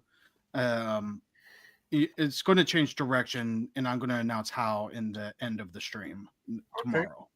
Okay. Tank, are you still here? Yes, sir. I have returned. I had to go pay a coffee tax real quick. Luckily it was state, not federal, so it was a quick endeavor. Oh, by the way, everybody, when we get to the amendment, get rid of property taxes. That's all I'm saying. If I find out anybody voted against the amendment to get rid of property taxes, I'll cast spells upon you that'll make Dr. Doom blush. What's the union? As a homeowner, I'm with you 110%. Yeah, I know. I want to actually be able to say that I own my own property rather than rent it from the government. Right. Good luck with that. All right, so what were we saying, Tank Ferret? I told you to talk and then interrupted you because that's my... Oh, no, it's all fine. It's all fine, man. Are we doing outros? Is that what we're doing here? Yeah. Anything okay, I apologize. No problem. Yeah, so I've got some stuff to... I do the digital bullpen. I go live over on my channel. I do digital bullpen, and then I pull it down, and I'll put a speed drawing, because my channel's mostly like the content over there is just time-lapse drawings and whatnot. I've got a gaming channel that I'm putting together. Gonna have some fun games. I've got Scalpel 21, a science fiction comic book character, versus Skyrim. It's gonna be happening. That's gonna start up this weekend. Hopefully, I'm gonna do another test stream and see if I can get away from Potato Cam. I'm not very happy with the streaming stuff. I might just have to stream it hard. And let's see here. Yeah, and I've also got a wrestling show going on over there. I got a big event coming up later tonight. After I get a little bit more work done, I'm crunching deadlines, but I've got to get this show. We've got the Mortal Kombat main event. We've got John from Beyond's Black Tiger versus Chun-Li in Steel Cage. We've got Scalpel Zero versus Cammy White for the World Waifu Championship. It's a battle in Outworld, extreme rules all over the place. I mean, you can't miss it. It's computer on computer. I'm not putting my hand on the scale like some other wrestling shows. No. I'm there to commentate, and if you think you have what it takes to be a heel commentator, please hit me up on X at Spare Tank. I lost my Twitter account the most embarrassing way you can. I lost the password. So I'm starting over. I was talking to my wife. I was like, I'm so happy. I've got 50 followers now. I had over 2,000. I don't know anymore. And there was a lot of contacts. Luckily, I've got a lot of these contacts over on Facebook and whatnot, but it's not the same as having them readily available on X, where we can professionally interact in the public. You know what I'm saying? But top 3 right now, comics that have my eyeball, that are really to my eye right at this moment. Reaper Destroyer, One More Day, that's closing out tomorrow over on Bancroft. Joe Sontag, great guy, incredible artist. It's a fun story. I didn't get it yet. It's fun. It's fun. I'm rooting for him. Number 2 is He Punk and the Bastards of the Universe. Comics with an X, man. This is like underground, old school. Like this, you could tell that the art really has is very technically proficient, but they are intentionally being rude with the artwork. I would say that the artwork is rude. Yeah. Yeah, that looks wild. Dude, it caught my eye. They're really good, but they're going to draw an outlaw comic. It looks really good. The trailer caught my eye. It was very rude. It was crude. It was punk. It really captured the aesthetic, and I was like, look, I'm looking forward to that one a lot. And of course, Pencils Down from Justin Belmont. That just looks silly. If I had to pick three that have my eye today, that would be three right there, because that one just looks silly. It looks fun. Dillard's knocking out the interiors. They look great. Yeah, I back that. I'm in that one. Awesome. All right, James, anything you want to? Hey. Oh yeah, I'll plug a couple things. So first off, tomorrow night, the show, we're doing Telepathic Bunny's character, so please drop in. Number two, get over to www.thevonsteins.com, which is my website. Check it out. You can actually read the first chapter of my new book. It's posted in the blogs. There's a link that you can take a look at too. Also, my original artwork's on there for sale. I'll probably put some more stuff up there for sale this week or next week. And also, do not forget, back at independent comic books. Support your independent characters. Because why? Without you, we got nothing. And we can't make our comic books. So thank you guys. Marcus, Make mine indie. I'm on the studio tomorrow with James. We're doing probably Ironsides, T Bunny's main character. That's what we did. Perfect 10. We did Reaper Destroyer. We've done several characters. We're trying to do independent characters. We've done the Patriarch. That one came out real well for everybody. I have to ink that, John. I haven't had a chance. Yeah, I just downloaded James's last night. I did the swimsuit pinup for Ironside. Yeah, Well, I wanted to ask T Bunny more about his powers, so I understand what he does. Like, when I like to do the drawing, I like to challenge myself. This is why I like to do Patriarch 2 characters. You know, I don't want to draw somebody flying when they can't fly. Something like that. Yeah, well, right. Well, he's a big, strong character. Yeah, Don asked me, could the Patriarch fly in space? I'm like, yeah, you would suffocate, but he could do it. Well, he could put a helmet on, put a bubble helmet with a contraption in the back with oxygen. Yeah. So I got Sunday comics on Sunday, 10 a.m. Eastern Standard. I don't know what I'm going to do. I don't. What's easy for you to grab? I can think of something. We already did Spider-Man, so we can't think of that. I got a billion comics. If you come up with, you got a million comics, but just mention it. Next week I got a bunch of conversations. I might as well, if I was smart, I would have opened this up. So, on the 19th, I got John Dexter on Comic Book Team Up over on my channel. He does Alpha Dog and Dime Star Detective. But at 7 p.m. I got Adam Reeves. He does a Trombone Man comic about ska. He's launching his issue 2 on Kickstarter. I'm probably the only person I know who backed that comic. I love ska music and I love comics, so that was a no-brainer. The 20th, I got Dickman, and the 21st at 7 p.m. I have Adam Lawson, and then Comic Book Team Up. We'll do Raven versus Magic. Oh, and my comic would be fun. My comic is still available on Fund My Comic. Renzo just sent in another couple of pages today, or yesterday rather. I'm losing track of what day it is. Daniel's coloring. So we'll probably be launching I sent in all the information to get the cards done. Renzo just has to draw the fronts of the cards. Everything's moving fast. So John, there you go. I love. I just gotta put this in here. I love the book. It looks absolutely professional, top tier. Like if I walk into my comic store, this is the quality of book that I want to see. Which book is this? Yours. Oh, wow. Thank you. Cool. Yeah. Thank you. No, that looks I agree. Really good. Yeah, that's the goal, is like I want it to look like, you're getting the newest Micronauts by Michael Golden, you're getting some George Perez Avengers and some John Byrne X-Men. Oh, and Heroic Tales. Look at this. So thank you. That means I succeeded in my goal. I have a Sunday I'm finicky. I'm a bit like Mikey. It's got to have the right aesthetic. It's got to sing right to me. I had a disagreement with Tyler from Draw and Talk in regards to the latest Superman 2-page spread he was sharing. I was like, yeah, the rendering's great, but you know, the art, this is chaos. This is garbage storytelling.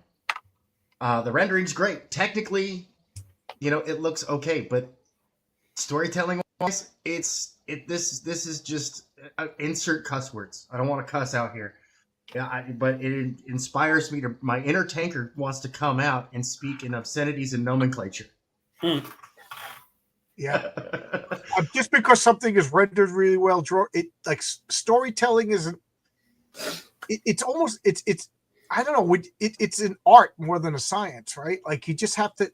Each panel has to connect to the next panel in a way that it doesn't cause dissonance in the brain of the reader. You know where you can learn a lot? Like the guy who's posting those Doctor Strange pages. So there's Ditko, and he does a 6 to 9 panels. He doesn't make big fancy panels. And you look at it, and it's a super detail. Sometimes there is, sometimes you're like this.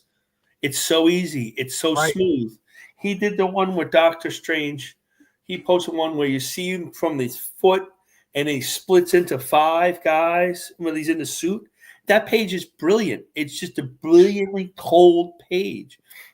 It doesn't have a giant character on it. It doesn't have somebody pointing. It's just a brilliant page. And if you look at those pages, you can learn a lot. I forget who Stan Lee was telling the story, but I forget who he was talking about. I think he was talking about Gene Colan in a Daredevil comic, where there was just a close up of a hand on a door. That's Gene Colan. Yeah, and they were like, "It's not in the script." You know, why did you do that? And Gene Colan said, because you needed to show the character leaving the room or entering the room. He goes, it's the connective tissue between all these panels. Yeah. And Stan Lee said, you know, was defending it. You know, this is a superhero comic book. Nothing's exploding. And he's like, yeah, but this is the kind of stuff that you need in a comic book it's not exciting. It's not sexy, but it's necessary, you know, like a hand on a doorknob, opening up a door. Gene uses that a lot. And he's absolutely, that's storytelling. But that's like an Alfred Hitchcock panel, you know? Yeah. That, you know, and yeah, if you read a lot of those Daredevils, a lot of, and that's pretty tough. Like one of the guys in our circle, we were private messaging. What do you think of my comic? I said, oh, it's really good, except for this particular page. You shouldn't have done this. It would have been more exciting. And he got all hurt. He's like, oh, I'm sorry you didn't like my comic. I said, I didn't say I didn't like your comic. I'm just saying, like, it's a comic book. You know, something exciting. You know. Well, I had one person once tell me, and these words stuck with me. Art is only as good as it communicates. Oh, I'm sorry. A message just popped up on my phone. You're fine. Art Popularity. is only as good as it communicates. Yeah. Right.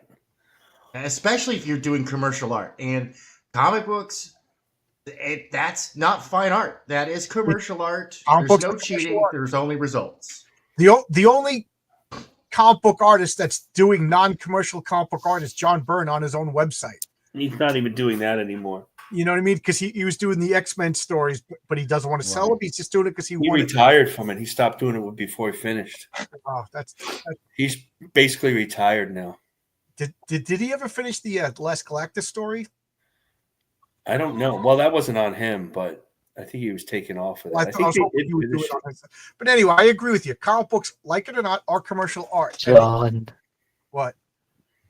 No, just the Last Galactus story. That of all the sore points of John Byrne's career, Heavy Metal magazine. Oh, yeah. Sorry, you were saying. So I was thinking because the Captain America movie came out, you should find your favorite issue of the real Captain America and do that. I don't know which issue that is. 350, Grunwald. That's what, you know. It could be John's got like what 400. Oh, okay. Okay, like, pick one out, like if it's a Zach or Kirby, I got you. Captain America 100. Like this is the real Captain America. F the movie. You don't have to have that attitude, but maybe that would be a good that run where Captain America is on the biplane with, I think it's, you know, I think it's around like 214 or so. That's like my era of yeah. That's like the Punisher's Don Perlin. Captain America. I'm going to shut this down now. I'm going to go eat my dinner. I'm getting stomach rumbles. Have a good dinner. So I'll see everybody Saturday, and Good luck, everybody. Goodbye. Thanks, And- everyone. What's that? Bye, guys. Thank you. Thanks, chat.